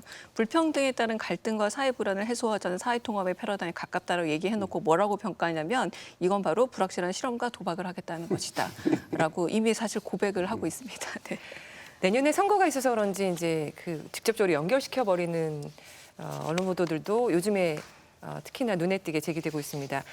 경제 실정론을 제기하면서 지난 5월 17일 조선일보 경제 망쳐놓고 20년 집권이라는 박정훈 칼럼을 내놨는데요. 경제 위기를 알리는 비상벨이 요란하게 울려대고 있다. 서민 경제가 파탄나고 일자리는 참사를 빚고 있으며 성장 동력에 급제동이 걸렸다. 모든 지표, 모든 현장 목소리가 비상 상황임을 말해주는데도 정부만 아니라고 한다. 정권은 철석같이 믿는 비장의 무기가 있다. 세금 카드다. 무너지는 서민 경제 역시 세금 뿌려 진통제를 놓아주면 된다. 세금으로 저소득층 지갑을 채워주고 자영업 소상공인 불만도 누그러뜨릴 수 있다. 경제가 곤두박질 쳐도 세금 약발을 퍼뜨리면 다음 대선까지는 어떻게든 버틸 수 있다는 계산일 것이다. 그러나 세금으로 경제 실정을 가리는 눈속임 미봉책이 언제까지나 통할 수는 없다라고 썼습니다. 아니 지금 사람들이 다 어떻게 이렇게 쓸 수 있을까요? 사실 예, 지금 이게 5월 17일자잖아요. 5월 17일자면은 당시에 그러니까 5월달 고용지표가 이제 대개 15일 전후에서 나와요. 고용지표가 매달 고용지표가요. 근데 지금 5월달하고 6월달부터 지금 한번 기억들 해보세요. 작년에 그러니까 고용 참사라는 얘기가 그러니까 1년 내내 도배가 됐었습니다. 매일 그렇죠? 나왔어요. 고용 참사가요. 그래서 말하면 3,000명, 5,000명 취업자 증가 뭐 이럴 때도 있었으니까 지난해 7월, 8월 달 같은 경우는요. 근데 지금 올해 들어와가지고 지난 6월 달에 그러니까 한 28만 명 이상이 증가했고 취업자가 나왔고 일자리가 그리고 그 전에도 그러니까 한 20만 명 이상이 이렇게 지금 그러니까 복원되고 있어요. 그러니까요. 과거 같은 어떤 일자리 규모가요. 물론 일자리의 질에 있어서는 여전히 그러니까 우리가 많은 과제를 갖고 있지만은 양적인 측면 속에서는 지금 고용률이 지금 역대 최고예요. 고용률이요. 15세 이상 인구를 기준으로 해가지고 이 고용률을 보게 되면 고용 상황이 가장 좋다는 선진국이 미국보다 더 높아요. 1%포인트 정도 더 높아요. 고용률이요. 6월달 고용 지표가요. 그러면은 이거는 그러니까 객관적인 팩트하고도 안 맞는 얘기라 이겁니다. 5월달, 6월달 이 당시에 그러니까 우리가 이 고용 지표가 예를 들어서 그러니까는 뭐 30대 같은 경우, 50대, 60대 같은 경우 다 고용률이 역대 최고였었어요. 2000년 이후에 그러니까 최고였었습니다. 네? 최고였었는데 근데 그런데 뭐 일자리는 참사를 빚고 있다. 이런 식의 표현은 팩트하고는 안 맞는 거죠. 예, 안 맞는 것이고. 그래서 예를 들어서 이제 이런 겁니다. 30대 일자리가 그러니까 감소했다 얘기할 때도 보게 되면 아까 얘기했듯이 30대는 인구가 줄어들고 있어요. 네네네. 인구가 1000만 명일 때니까 만약에 한 700만 명이니까 만약에 일자리를 잡았어요. 근데 인구가 500만 명으로 줄어들게 되면 어떻게 되겠습니까? 700만 명 일자리는 나올 수가 없는 거잖아요. 네. 그렇죠? 그러면 일자리도 같이 줄어들 수밖에 없는 거예요. 네. 근데 이런 걸 가지고 이제 그랬을 때 인구 감소는 빼놓고 일자리가 줄어드는 것만 막 포커스를 맞춰가지고 그걸 고용 참사라고 막 이렇게 하고 앉아있고 물론 이제 그러니까는 제조 위기에 따라서 그러니까는 일자리의 질적인 측면이 그러니까는 네? 좀 우리가 이 지금 나빠지는 측면들은 우리가 일정 연령층에서 이건 확인되고 있습니다. 그런데 양적인 측면 속에서는 뭐 고용의 질이 나빠지는 거는 사실 오래된 얘기예요. 그냥 지난 외환위기부터 계속해서 나빠져 왔었으니까요. 근데 고용의 양적인 측면 속에서는 굉장히 개선을 하고 있다는 얘기는 어느 정도 정책의 성과가 나오고 있는 것들이거든요. 이렇게 팩트도 틀리고 뭐 그냥 뭉뚱그려서 똑같은 주장만 하는 이런 프레임은 예전에 그 노무현 정부 때도 그렇죠. 봤었고요. 전형적으로 쓰였는데요. 네네. 이 언론들의 저는 두 가지 기억이 작동하고 있다고 봐요. 하나는 트라우마적인 기억과 또 하나는 성공의 기억인데요. 트라우마적인 기억이라고 하는 건 뭐냐면 1997년 외환위기인 거죠. 결국에는 김영삼 정부에서 김대중 정부로 바뀌게 된 여러 가지 뭐 이유 중에 제일 중요한 다시 말하면 수평적 정권 교체가 일어나게 된 최초의 이유는 사실은 경제 위기 때문이었던 거는 거의 대부분 맞기 때문에 보수 언론들은 사실 그때까지만 해도 위기가 없다라는 걸 얘기하다 그냥 당해버린 거잖아요. 이게 트라우마가 굉장히 강한 겁니다. 그래서 경제가 뭔가 문제가 생겨버리면 이렇게 정권마저 바뀌어버린다라고 하는 굉장히 강한 인식이 박힌 거고요. 그거를 활용한 결과가 이제 노무현 정부 때였던 거죠. 그러니까 노무현 정부 때 나중에 살펴보면 실질적으로 그다지 이렇게까지 경제적으로 상황이 나쁘지 않았고 외로 또 좋았던 면들이 있었음에도 불구하고 지속적인 경제 실정론, 경제 무능론 이런 것들을 만들어내서 실제로 그 다음에 들어오게 된 이명박 대통령이라고 하는 존재는 사실 뭐 막 우리 부자 만들어주겠다라고 하는 이른바 777 정책으로 이제 올라오게 된 사람이잖아요. 그래서 이런 과거에 보수 정부가 무너졌던 트라우마와 그 다음에 진보 정부를 무너뜨렸던 성공담이 결합돼가지고 현재 정부를 이와 같은 식으로 이제 공격해내는 것이 필요하다라고 판단을 했다고 보는 거죠. 이 경제 실정론이란 말이 가만 보니 자유한국당에서 먼저 나온 말이더라고요. 가령 2018년 기사에서 제가 봤는데 그때 남북 대화 물결이 있었단 말이에요. 그러니까 그 다음 선거에서 굉장히 불리할 것이라고 판단을 했던 야당이 경제 실정을 부각을 했던 겁니다. 근데 재밌는 건 지금도 또 이제 경제 실정론을 들고 나왔다라는 거고요. 누구나 다 알다시피 이제 곧 또 선거를 한번 치러야 한다는 점인데 이런 식으로 어떤 식으로 언론과 그리고 어떤 정치적인 정당의 어떤 상생관계라는 게 이렇게 너무 인과관계처럼 잘 보인다라는 거는 한편으로는 이렇게 잘 통한다라는 얘기가 될 수도 있겠지만 저는 또 다음에 어떤 기사들도 보니까 굉장히 자유한국당 비대위 사무총장이었던 김용태 의원과 인터뷰도 굉장히 길게 하면서 일단 이건 좀 사담이지만 좀 놀랐어요. 중앙일보가 이렇게 관심 있는 사람과는 이렇게 굉장히 애정어린 긴 인터뷰를 하는구나라는 걸 알게 됐고요. 정말 애정어리게 한국당 지지율이 박스권에 갇힌 이유가 뭐 지금 경제가 어려우니 내년 무조건 이긴다는 경제 결정론에 빠져 있다라는 이런 얘기들까지 나오고 있는데 결국은 이거는 저는 그렇게 보였어요. 경제 결정론이라는 것 그리고 경제 실정이라는 말을 선거에 활용하겠다라는 일종의 예비적인 선언 아닌가라는 생각이 들어서 이 연결고리라는 게 좀 참담하게 느껴지기도 했습니다. 네. 중일보 기사는 어떻게 보셨어요? 방금 네. 그러니까 저는 사실은 굉장히 유효한 비판이라고 보거든요. 현재 야당에 대해서. 그러니까 지금의 내년 총선을 현재 야당에 유리할 수 있다. 왜 현재 경제는 어려우니까라고 하는 건 진단도 잘못됐고 지나치게 아니란 너무 태도잖아요. 단순화시키는, 예. 그렇기 때문에 현재 야당의 핵심은 기본적으로 대안적인 정당으로서 그 대안적인 민주적 구조를 갖춘 정당으로서 국민들을 설득하지 못하고 있는 이 후진적 구조에서 나오는 것인데 그 부분을 지적을 해주고 있는 거죠. 그래서 저는 굉장히 우정어린 비판이라고 굉장히 생각을 애정어려서 하거든요. 예. 저는 이게 바로 비판이라고 생각을 하거든요. 지금 우리가 좀 처음에 얘기했던 비판을 허락하지 않는 정부라 그 비판은 비난이고 이거야말로 내년 총선을 이기겠다라는 그 마음을 읽어주고 어떻게 하면 더 잘 이길 수 있는지에 대한 조언도 해주는 이게 바로 비판에 대한 인터뷰 아닌가라는 생각이 저도 들었습니다. 네. 그러니까 이게 지금 그 민심이 있잖아요. 민심 중에 보게 되면은 이런 얘기들이 있어요. 그 노무현 정부 때는 그 당시 언론들이 막 이렇게 융당 폭격하는 걸로 자기들이 국민들도 속았다 이거예요. 근데 그거는 이제 한번 학습 효과가 있다 보니까는 그러면서 최근에 이제 우리가 보게 되면 이 가짜 뉴스, 팩트 체크업 이런 것들이 굉장히 유행하면서 그러니까는 그런 점에서 이 프로가 굉장히 중요한 역할을 하고 있다고 저는 생각하는데요. 그러면서 이제 국민들이 뭐냐면은 그 보수 언론들의 그러한 공세, 경제 실정론 공세를 안 믿고 있는 분들이 많이 증가를 하고 있어요.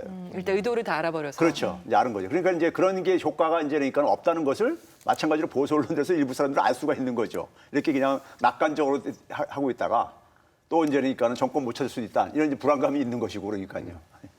이 성공의 기억의 구체적인 측면들을 보면 이때가 이제 실제로 그 노무현 실정론, 그러니까 경제 실정론, 경제 무능론이 이제 엄청나게 공세적으로 퍼뜨려졌던 상태니까 이게 그 당시에 이제 정치적인 공격으로 바뀌게 된 그런 사례들로 보면 물론 이제 대부분의 이제 그 정부 여당들은 자기가 치르는 선거에서 그렇게 성공을 하지 못하는 경우들이 물론 많습니다만 2006년의 사회 지방선거라든가 그다음에 곧바로 또 2007년의 17대 대선으로 이어지는 이런 과정들이 그 당시 노무현 정부가 또는 그 당시 열린우리당이 상당히 실패하는 과정으로 이제 나타났잖아요. 거기에 몇 가지 이유를 들면 하나가 이제 물론 정당이 탄핵으로 인해서 그러니까 노무현 대통령에 대한 탄핵 시도로 인해서 갑자기 그 과반수 의석을 차지하게 된 정당 자체가 사실은 좀 무능하게 행동한 측면들도 없지 않지만 사실 분열됐던 것들이 있었기 때문에 근데 이제 그 언론의 공격이나 야당의 공격의 핵심이 이 경제를 제대로 책임지고 있지 못하고 있다라고 하는 것으로 나타났고 그것이 이제 상당히 먹혔다라고 하는 거죠. 결국에는 외교에도 굉장히 실패하고 경제에도 무능한 지금도 반복되고 있는 구도가 그 당시 굉장히 많이 나왔고요. 그게 지방선거 그다음에 대선 이런 식으로 이어지는 데 있어서 경제를 담당할 정당에게 표를 주자라는 쪽으로 상당 부분 민심을 움직였던 그런 측면들이 분명히 있습니다. 그래서 그 당시 뭐 중앙일보의 사설 같은 경우에 보면 뭐 한국 경제 이대로 가다가 회복 불능, 조선 같은 경우에 노정권의 경제 성적표 역대 정부 중 최악, 그다음에 중앙은 한국 경제 잃어버린 10년 올 수도, 그다음에 동아는 아주 정점을 찍죠. 경제는 참여정부처럼 하지 말라. 이와 같은 식의 이제 굉장히 의도적인 공격들을 되게 많이 했는데 실질적으로 그 뒤에 나타난 이제 경제 성과를 보면 노무현 정부의 경제 성장률 평균이 약 4.48%였기 때문에 DJ 정부 이후로 좀 이렇게 높은 편이었었고요. 수출 증가율 역시 18% 정도 수준으로 상당히 높은 이제 그런 수준이었기 때문에 이게 실제 현실과 공격이 얼마만큼 어우러지지 않았나. 하지만 그런 가상의 공격이 실제 정치적인 성과에 얼마나 영향을 끼쳤냐를 명확히 보여주는 그런 지표라고 하겠습니다. 네.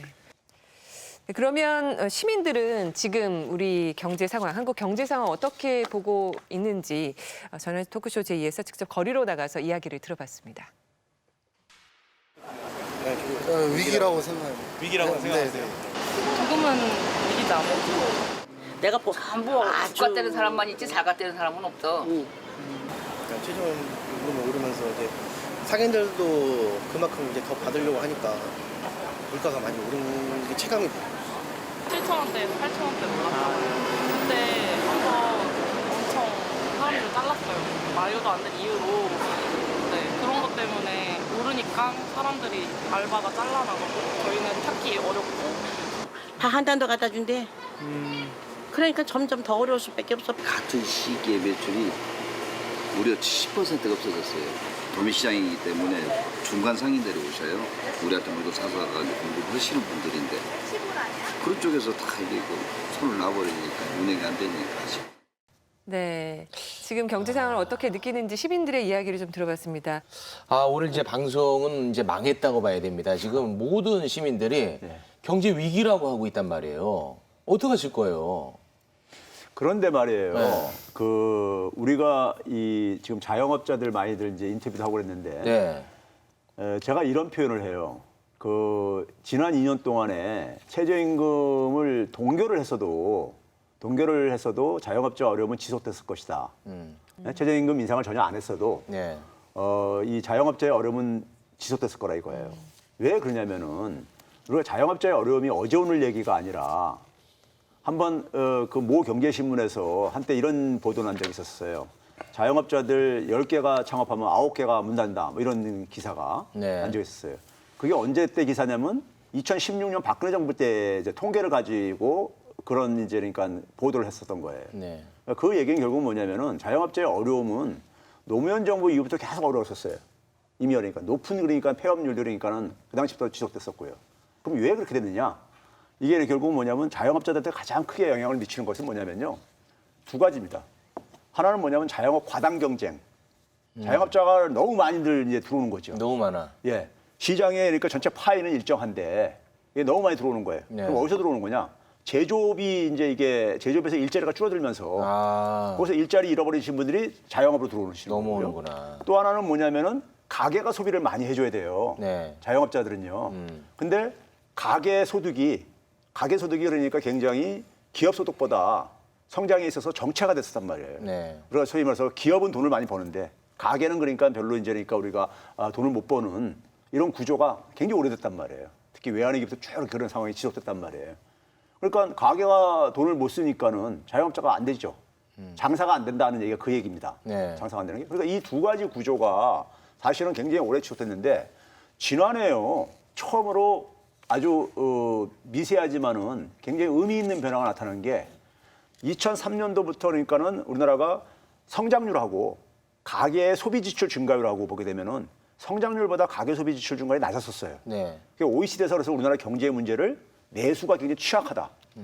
이런 얘기를 했었어요. 가계가 소비할 여력이 그러니까 이게 없다는 거죠. 근데 지난해 처음으로 성장률을 앞서기 시작했어요. 성장률이 너무 떨어져서 그런 건 아니고요. 아니 이제 어차피 그러니까는 성장률이라는 것이 소득의 전체 평균 소득의 증가율이기 때문에 그거는 이제 그러니까 우리가 뭐 반드시 그러니까 높았을 때나 낮았을 때나 같이 이제 상대적으로 비교할 수 있는 거죠.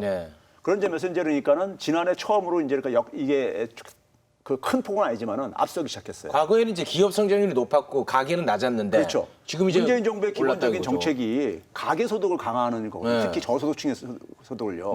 저소득층이 대개 보게 되면 소득이 증가할 때 소비를 더 많이 하는 이런 층들이에요. 그렇겠죠. 소위 소비 성향이 높다 그러죠. 예? 그러다 보니까는 저소득층에 대한 그러니까 이 소득 지원이라든가 지출 경감 대책들이 일종의 효과가 나타난 거예요. 그러니까 올해 1분기에 굉장히 성장률이 마이너스 기록했음에도 불구하고 여전히 그 추세가 지속되고 있어요. 가계 소비 지출 증가율이 경제 성장률을 그러니까 앞서고 있다고요. 그나마 그 부분이 방어를 하고 있는 거예요. 근데 이제 우리가 앞에서도 얘기했듯이 수출의 충격이 기업 설비 투자 감소라든가 그다음에 건설 투자 이 감소가 이게 가다 보니까는 성장률 수치 자체가 엄청나게 떨어지다 보니까는 일반 국민들이 볼 때는 언론들에서 경제가 그러니까 이게 지금 이게 파탄 시점이다 이런 식으로 표현하다 보니까 국민들이 볼 때는 그리고 한 나라 경제가 가계 소비만 가지고 운영되는 건 아니니까요, 더군다나. 예? 그래서 이제 그러니까는 이렇게 수출은 근데 우리가 통제할 수 있는 변수가 아니잖아요. 그렇죠. 그러면 이럴 때 이제 그러니까 우리가 처방이 바로 뭐냐면 재정의 역할인 거예요. 재정의 역할인 겁니다. 그럼 경제학 교과서에 나오는 얘기인 것이고요. 근데 이제 이 재정 투입을 제대로 이제 그러니까는 이 편성을 제대로 안 함으로써 혹은 지금 이제 못하게 됨으로써 이게 지금 경기 둔화를 더 가속화시키는 이런 측면이 있는 거죠. 거기다가 이제 우리가 경기가 나쁠 때 대개 이제 우리가 보게 되면은 저소득층이 상대적으로 우리 과거에 그런 말 있잖아요. 경기가 좋아질 때니까는 아랫목부터 가다가 예? 그러다가 이제 운목으로 이제 서서히 이제 퍼지고 나빠질 때는 제일 운목부터 사격 보고 예? 그렇죠? 경기가 나쁠 때는 그러니까 우리가 고소득층 같은 경우는 상대적으로 그렇게 타격이 많이 안 본다고요. 예. 그러다 보니까 일반 서민들이 볼 때는 굉장히 그러니까는 어려움을 느낄 수밖에 없는 것은 불가피한 거죠. 예. 또 뭐 요즘 소비 패턴도 달라지고 상거래 그 스타일도 완전히 달라져서 사실은 가게를 내서 이렇게 장사하는 분들이 쉽게 돈 벌기는 쉽지 않은 그런 상황인 것 같은데요. 일단 서민 경제가 파탄났다고 주장을 하면서 언론들은 경제 위기의 근거로 내세우고 있습니다. 조선일보 5월 10일 보도를 보면 국민은 경제난 호소, 정부는 경제 양호라는 사설에서 정부가 출범 2년간의 경제 성과를 평가하는 자료를 내놓고 소득주도 성장 정책의 효과가 나타나고 있다고 자평했다. 올 1분기 전 세계에서 거의 유일하게 마이너스 성장률을 기록한 것이나 수출, 투자, 소비 등이 몇십 년 만에 최악으로 추락한 것은 언급하지 않았다. 최저임금 과속 인상으로 고용 참사가 벌어지고 청년 체감 실업률이 통계 작성 후 최악으로 치솟았으며 경제 주축인 30, 40대 일자리가 무더기로 사라진 것에 대해서도 입을 다물었다. 가난한 사람일수록 더 가난해지는 역설이 벌어진 것, 소득 격차가 13년 만에 최악으로 심화된 것, 폐업한 자영업자가 연간 100만 명을 넘어설 만큼 서민 경제가 무너졌다는 것도 빼놓았다. 기상등이 곳곳에서 켜지고 있는데 성과가 나타나고 있다니 어느 나라 얘기인가 이렇게 기사를 썼습니다. 뭐 아까 인터뷰 내용도 나오고 그다음에 여기에 이제 언론 보도들도 나오는데요. 이게 몇 가지 이론이 좀 결합돼 있는데 기본적으로 언론 보도가 영향력이 있는 때와 없는 때가 갈려요. 잘 안 나타나는 때는 개인 경험이 굉장히 확실할 때, 내 경험에서 반박이 될 때고 있는 때는 개인이 경험하기가 굉장히 힘들어서 멀리 있는 문제일 텐데 대표적인 게 외신 같은 겁니다. 그러니까 외국에 있는 보도 같은 경우는 개인이 경험하기가 어렵기 때문에 언론이 얘기한 내용 그대로 믿어버리는 경향이 있어요. 근데 재밌게도 이 경제 보도라고 하는 게 어떠냐면 실제로는 먼데 개인들은 자기가 경험하고 있다라고 착각하는 이제 그런 문제가 있습니다. 그래서 이 언론의 보도가 잘 먹힐 가능성이 상당히 사실은 높은 거죠. 근데 개인의 경험이 절대로 전체로 환원될 수 없음에도 불구하고 언론이 개인의 경험을 확증하는 방향으로 이제 보도를 해주면 그게 이제 실제적인 문제로 인식되고 강하게 믿는 경향 같은 것이 생기게 되는 거죠. 지금 여기 보도의 방식도 그렇잖아요. 그래서 국민은 경제난을 호소하는데 정부는 뭐 하고 있는 건가? 뭔가 엇박자가 나고 있어라고 지금 얘기를 하고 있고 그다음에 최저임금은 죄가 있다라고까지 낙인을 찍고 있거든요. 이때 이제 개인들이 확증 편향이 생기는 거죠. 내가 어려운 게 맞네. 나만의 문제가 아니었네. 그렇지. 그다음에 두 번째로 그 어려운 이유가 내 탓이 아니라 쟤네들 탓이었네 이렇게 되는 거예요. 이제 귀인하는 거죠. 결국에는 자신이 경험하고 있는 경제적인 어려움이라고 하는 게 명확히 어떤 원인에서 온 건지 파악하기가 어려움에도 불구하고 이런 보도를 통해서 내 자영업의 어려움이나 내 경제 어려움은 바로 최저임금 정책 같은 걸 잘못 쓴 정부의 탓이야. 나의 문제가 아니야. 이런 식의 이제 결론을 빚게 되는 그런 효과가 발생하게 되는 거죠. 저는 영화 기생충 생각났어요. 인터뷰 보면서 영화 기생충 보면 그 IT 업계 사장님한테는 계속 리스펙트라고 존경하면서 이를테면 일종의 일용직이자 임시 고용직 자리를 두고 계속 싸우거든요. 그러면서 조금만 형편이 나아지면 좀 낫다. 그리고 그 안에서 서로 경쟁하는데 어쩌면 좀 더 큰 그림을 봐야 하는 상황인데 이런 언론 보도들이 큰 그림을 보여주지 않는 게 우리가 믿을 수 있는 가장 어쨌든 언론이기 때문에요. 가령 뭐 자본 규칙이 집약적인 그런 산업 사회잖아요. 지금 아까 IT 업계 사장님이 기생충에서 리스펙트 받는 것처럼 그런 어떤 변화라던가 흐름에 대한 이야기들은 거의 없이 이건 어떻게 보자면 굳이 좀 약간 그 조금 심플하게 나누자면 그 을들 간의 경쟁으로 좀 더 이렇게 본격화시키려는 의도처럼 보여서 이거는 일단 정부 정책에 대한 비판이기도 하지만 한편으로는 이건 전부 다 우리 탓이라는 구조적 문제에 대한 외면도 포함하고 있지 않나라는 생각이 좀 듭니다. 최 교수님 여기 팩트 체크를 좀 해주세요. 기사 내용 중에 이게 맞는 말인지. 지금 보게 되면은 이 조선일보 보도 속에서 지난해 성장률 2.7%가 잠재 성장률에도 못 미치는 수준이고 우리보다 2배 더 잘 사는 미국에도 못 미치다. 미국이 2.9%가 하는데요. 미국이 지난해 OECD에서 1위 한 나라예요. 성장률이 그러니까요. 아주 그러니까 의미 없는 인구 소국가를 빼놓고 한다면요. 주요 국가 중에서. 그리고 우리도 마찬가지로 순위에 있어서 주요 국가들 중에서는 2, 3위 이런 동률로 되는 정도예요. 그러니까 뭐 그렇게 객관적으로 나쁜 적이 아니고 그다음에 잠재 성장률이 2.7%가 잠재 성장률을 못 미치는 수준이라는데 최근에 한국은행에서 잠재 성장률을 수정을 했어요. 우리 잠재 성장률이 그러니까 이미 한 2.6% 5%로 떨어졌다 했거든요. 그러니까 잠재 성장률에 미치는 수준인 거고 그다음에 또 하나는 뭐냐면요. 아까 앞에서도 얘기했죠. 1분기에 그러니까 거의 전 세계에서 유일하게 마이너스 성장률을 기록했다. 근데 성장률이라는 것은 우리가 전분기 대비해서도 비교를 하고 그다음에 지난해 그러니까 같은 분기하고 대비를 해요. 그러니까 전분기라는 얘기는 2018년 4분기에 대비해서 올해 1분기가 마이너스 0.4%. 이건 맞습니다. 맞는데 이 전분기 대비는 어떤 이제 그러니까 이 요소가 반영이 되냐면요. 전분기에 우리가 지난해 4분기에 성장률이 굉장히 높았어요. OECD에서 거의 최고로 높았었어요. 그리고 당연히 뭐냐면 그 다음 분기에는 이걸 우리가 흔히 기저 효과라고 하죠. 네. 이 성장률이 좋게 나오면 4분기에 좋게 나오면은 그러니까 나라들마다 보게 되면은 분기별로 그러니까 성장률이 굉장히 특성의 차이를 보여요. 어떤 나라들은 그러니까 그래서 1분기와 이제 4분기에 좋은 나라가 있고 어떤 나라는 2, 3분기에 좋은 나라가 있고 이렇게 네네. 가는 게 그 나라의 경제 구조와도 관련돼 있고 그러거든요. 근데 우리가 아까 얘기했듯이 전년도 1년 전하고 되게 비교하는 게 우리도 함정인 거거든요. 그렇죠. 1년 전하고 비교하면 1.7%가 나왔는데 1.7%가 제가 우리랑 비교할 수 있는 주요 국가들하고 보게 되면 한 7번째 된다 그래도 이런 얘기고요. 그리고 이제 최저임금 과속 인상으로 고용 참사가 벌어졌다는데 고용 참사를 얘기할 때 우리가 가장 많이 쓰는 게 고용률이에요. 네. 근데 고용률은 그러니까 지금 역대 최대로 나온 게요. 올해 들어와서 계속 역대 최대가 지금 지속되고 있어요. 전 연령층 대비해서요. 그리고 30, 40대 경제의 주축인 30, 40대 일자리가 무더기로 사라진다 이런 표현을 하고 있는데 아까 얘기했죠. 40대는 맞습니다. 40대는 굉장히 지금 그러니까 제조업 위기로 해가지고 충격이 나타나고 있는 거고 건설업에 이제 그러니까 건설 투자가 줄어들면서 40대에 이제 이게 영향이 나타나고 있는데 그러니까 30대 같은 경우는 인구 감소 때문에 생기는 거예요. 네, 인구 구조 변화. 예, 네. 30대는 고용률이 역대 최다예요.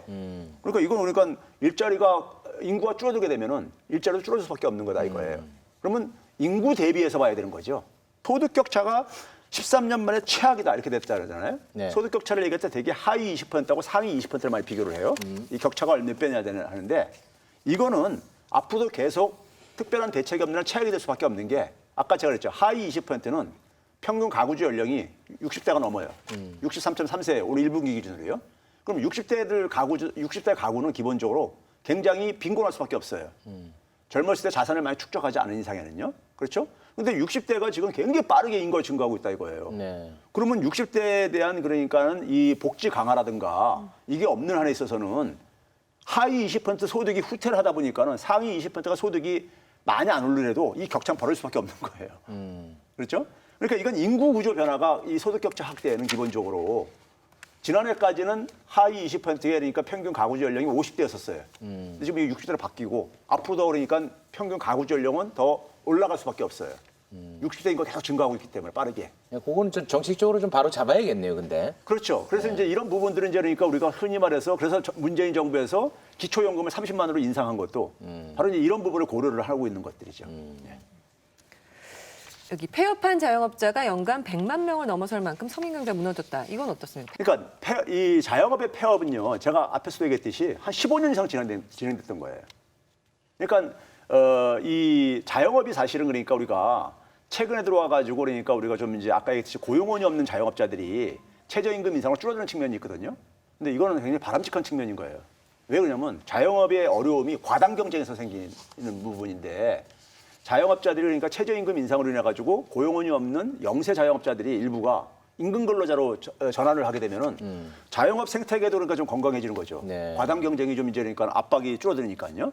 그렇죠? 그리고 그걸로 인해서 만약에 줄어든 거라면은 그거는 그러니까 우리가 그래서 과거의 자영업 폐업하고는 좀 다른 성격들이 좀 있다 이거죠. 네? 과거에도 자영업 폐업은 굉장히 많았었는데 근데 최근에 자영업 폐업은 특히 고용원이 없는 자영업자들이 많이 줄어드는 이 현상은 최저임금 인상으로 인해 가지고 임금 근로자 일자리가 자기가 하는 자영업보다 더 낮기 때문에 옮겨가는 부분들도 있단 말이에요. 네. 그래서 그런 점에서 그러니까 자영업 생태계를 그러니까 개선시키는 측면도 있고 그렇죠? 저는 제가 경제학자가 아님에도 불구하고 가령 어떤 그 개인 미디어 사용자가 엄청나게 돈을 많이 벌었다라는 얘기도 있고, 그죠? 그러니까 예전으로 보자면 자영업자가 전혀 아닌데 일종의 이제 포터블 에셋, 그러니까 이동 자산을 가진 사람들이 신흥 부유한 사람들로 만들어지고 있는데 그렇다면 제가 잘 모르는 입장에서 이렇게 폐업한 자영업자가 진짜 우리 사회 주축을 이뤘던 어떤 산업 구조의 이동의 결과인지 아니면 단순히 경제 정책 실패의 문제인지에 대해서 이 정도 길이의 사설이라면 조금 보여줬어야 되는 게 아닌가라는 생각도 들고요. 그리고 또 한편으로는 가난한 사람일수록 더 가난해지는 역설이라는 건 사실 제가 알기로는 한국의 문제만이 아니라 이거 전 세계 양극화의 굉장히 중요한 키워드라고 알고 있는데 그렇다면 전 세계적인 경향과 달리 한국에서만 유달리 더 이렇게 가난해진 사람이 더 가난해진 역설이 일어나고 있는가도 사실 비교해 줘야만 하는데 이거는 뜻은 보이지만 정확한 팩트는 저로서는 발견하기 어려운 글이 아니었나 싶기도 합니다. 그리고 이 길 가다 보면 상가 공실이 넘쳐나거든요. 아, 이거 경제 이거 위기 아닌가 싶어요. 상가를 너무 많이 지어놔서 그런 거 아니에요?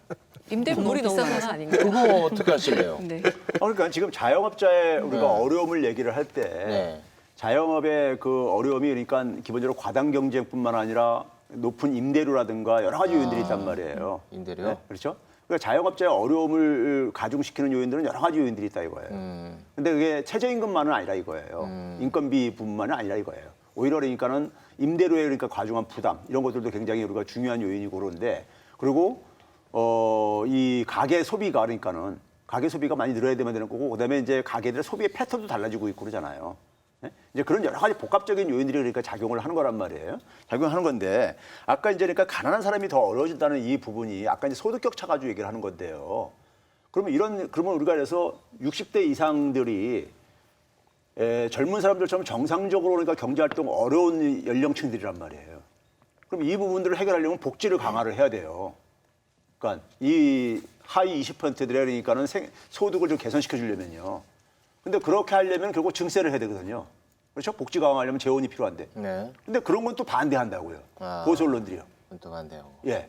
그러니까 이게 소득의 양극화가 진행되면은 결국 그 부분을 개선하려면은 정부가 일자리 만들어주든지 아니 민간 부분에서 그러니까 일자리 만들었는데 민간 부분에서는 60대 이상 일자리 만들기 지금 현재로는 어렵다 이거예요. 그렇죠? 구조적으로요. 60대 이상들한테. 네. 그럼 공공근로 일자리를 만들든지 아니면 복지를 사회보장을 강화하든지 해야 되는 거잖아요. 근데 끝에 두 가지 부분은 뭐냐면은 결국 돈이 필요한 거라고요. 그렇죠? 정부가. 근데 정부가 돈을 필요하려면 세금을 더 많이 걷어야 되는 거죠. 근데 이런 부분들에 대해서는 또 반대잖아요. 증세는요. 예? 중앙일보 보도도 보면 5월 23일 최저임금은 죄가 있다. 경제 성장률 줄줄이 하향 조정. 이런 사설에서 줄줄이 하향 조정이다. 어제 KDI는 올해 경쟁률 전망치를 2.6%에서 2.4%로 낮췄다. 하향 조정하는 이유는 거의 이구동성이다. 수출 감소와 예상보다 심각한 최저임금 인상의 부작용이다. 계속 나옵니다. 특히 2년 새 29%나 오른 최저임금은 한국 경제가 비명을 지르게 했다. 고용 참사를 일으켜 소비를 위축시키고 빈부격차를 늘려놓았다. 이번에도 최저임금을 과속 인상하면 자영업뿐 아니라 기업에서까지 고용에 문제가 생긴다는 의미다. 자칫 한국 경제가 회복하기 힘든 타격을 입을까 두렵기만 하다. 거의 비슷한. 이거는요. 제가 볼 때 신문 언론사들이 너무 그러니까 그 이념적으로 접근을 하고 있는 기사들이에요. 최저임금 인상이 그러니까는 일자리에 어떻게 영향을 미쳤느냐 하는 것과 관련해서요. 한 서너 가지 정도 소개할 수 있는데 국내 것까지 포함해서요. 예를 들어서 그러니까는 미국에 그러니까 미국 정부가 이제 그러니까는 이 재원을 지원하는 전미경제연구소라고 있어요. 전미경제연구소는 우리 경제학자들이 다 그러니까 인정하는 거니까 거기서 나온 학술 논문들을 하는데 거기서 올해 1월 달에 나온 게 가장 따끈따끈한 게 그리고 가장 연구 방법도 가장 최신 방법으로 한 거예요. 거기서 결과가 어떻게 나왔냐면은 최저임금 인상과 최저임금이 일자리에 부정적으로 미치는 영향을 확인되지 않는다. 이거였었어요. 결론이요.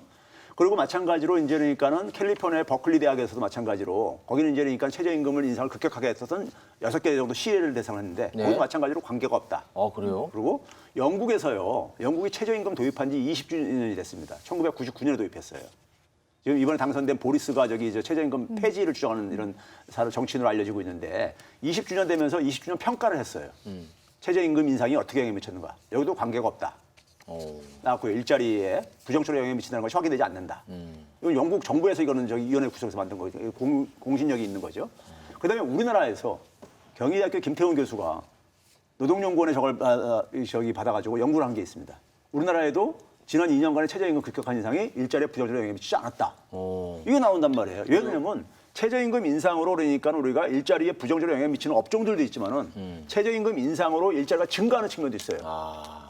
네, 그래서 이게 전체적으로 볼 때는 확인되지 않는다는 것이 객관적인 그러니까 우리가 전문가들의 연구의 결과라 이거예요. 제가 볼 때는요. 지금 제가 소개한 논문들이라든가 연구 결과들은 모든 학자들이 공신력에서 인정할 수밖에 없는 그런 단체에서들 다 연구 학술지에서 나온 것들이에요. 근데 커뮤니티 막 들어가 보면 최저임금 올려가지고 날바 잘렸다는 글들이 엄청 많아요. 그러니까 그게 이제 그러니까는 영향을 주는 측면도 있고 임금 인상으로 인해서 일자리가 증가하는 측면도 있다 이거예요. 자, 이 논리가 어떤 거냐면요. 이겁니다.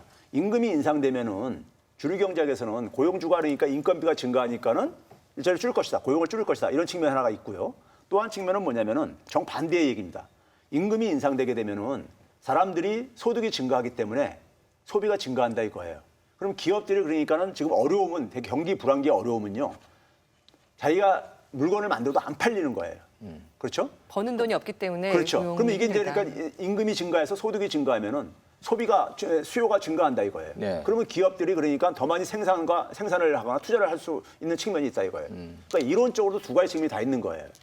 근데 우리가 이것을 실질적으로 통계적으로 확인을 해보니까는 봤더니 예, 전체적으로는 그러니까는 임금 증가가 최저임금 인상이 그러니까 일자리에 부정적으로 미치는 효과는 영향이 확인되지 없더라. 않는다 아. 이겁니다. 저도 이제 경제학 논문 몇 개를 찾아봤는데 그 약간 부정적으로 본 논문 정도가 딱 이거더라고요. 그러니까 그렇게 해서 최저임금으로 고용된 사람들의 일하는 시간이 전반적으로 좀 줄고, 왜냐하면 덜 주려고 하게 되다 보니까 네. 시간을 줄여서 이제 고용하게 되는 경우가 생기고, 그다음에 그 일자리들이 전반적으로 줄어드는 그런 현상은 나타나는데, 이게 단기적인 현상으로 보통 나타나서 장기적이고 전체 일자리에 관련해서는 말씀하신 것처럼 명확한 어떤 역량 관계를 확인하기 어렵다 쪽으로 이제 기울어지는 그런 분위기인 것 같고요. 저는 더 중요한 거는 왜 이들이 자영업의 얘기를 이렇게까지 열심히 얘기할까, 사실은 이거거든요.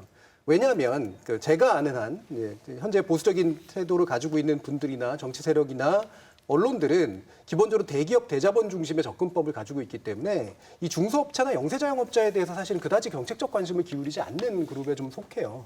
심지어는 어떤 앞에서도 뭐 경제를 지속적으로 성장시키는 주력 엔진은 혁신과 생산성 향상뿐이다, 이른바 슈페터주의적인 접근인데, 이것들은 결국 파괴적 혁신을 얘기하거든요. 그렇죠. 여기서 파괴적 혁신에 떨어져 나가야 되는 대상들이에요, 사실은 엄밀히 말하면. 이런 걸 주장하는 분들이 왜 이렇게 요 국면에 있어서만큼은 자영업에게 따뜻한 시선을 보낼까라고 하는 거죠. 이 의심을 이제 결국 어떻게 확증할 수밖에 없냐면, 일단은 첫 번째로는 자영업이 힘든 건 뻔하거든요. 왜냐하면 옛날부터도 계속 힘들어 왔으니까. 두 번째로는 자영업의 숫자가 꽤 많기 때문이에요. 그러니까 우리나라 인구 구조상 자영업의 숫자가 굉장히 많죠. 그러니까 불만을 조직화하기가 좋은 대상이라는 뜻입니다. 세 번째로는 원인을 돌리기가 되게 쉬운 대상이라는 거죠. 이들이 느끼기에 최저임금 때문에 문제 있는 것 같아라고 할 때 그 확증을 만들어내기가 되게 쉬운 대상이기 때문에, 사실은 이 세 가지 이유로 이 자영업의 위기를 과장하거나 또는 포장해서 얘기를 하는 거고, 이 불만을 조직한 결과로 이들에게 도움되는 정책을 펼치고 싶은 게 아니라 이 불만이 현재 정책의 불만을 가질 수 있도록 만들어내는 쪽으로 이제 기울어져 있다라는 게 문제인 거죠. 이게 좀 어려운 게 개인적 경험으로 네. 최저임금이 올라가지고 내 일자리가 뺏긴 거는 명확하게 경험할 수 있는데, 최저임금이 올라서 내가 어떤 그 직장을 하나 얻었다는 거를 증명해내기는 쉽지 않을 것 같다는 생각이 드네요. 근데 이제 한번 봐보세요. 올해 이제니까 우리가 내년도 최저임금 인상을 3%도 안 되게 이제 인상을 했잖아요. 네. 역대 최저로 이렇게 지금 했는데, 근데 내년에 그러면 우리가 자영업자들이 상황이 제가 악담하는 게 아니라 좋아질 좋아질까? 것인가? 제가 볼 땐 올해 받아서 나아질 것 같지 않아요. 예? 그러면은 그랬을 때 그러니까 예를 들어서 이 속도로 우리가 예를 들어서 박근혜 정부 때 연평균 한 7.4%씩 인상을 했어요. 근데 지금 지난 3년 동안에 문재인 정부에서 내년도까지 포함해 가졌을 때 한 9.9%가 되죠. 그러면 남은 2년 동안에 임금 증가를 올해처럼 이렇게 낮추게 되면은 거의 박근혜 정부 때로 돌아가는 거예요. 전체 평균 인상률이요. 그럴 가능성이 높아지고 있습니다. 그러면 그랬을 때 그러면 예를 들어서 그러니까 자영업자들이 그러면은 좋아져야 되는데 좋아지지 않으면 뭐라고 얘기할지 저는 굉장히 궁금해요. 네? 보수 언론들이 그때 뭐라고 얘기할지를. 네? 그다음에 이제 아까 이제 정 교수님이 얘기한 것처럼 이 최저임금위원회에서 결정할 때 보게 되면요, 경총이라든가 주로 대기업의 이익 집단들이 이 이해를 대변하는 이 기업 고용주 집단들이 보게 되면요, 항상 자영업자들의 이 문제를 가지고 이제 논리로 삼아요.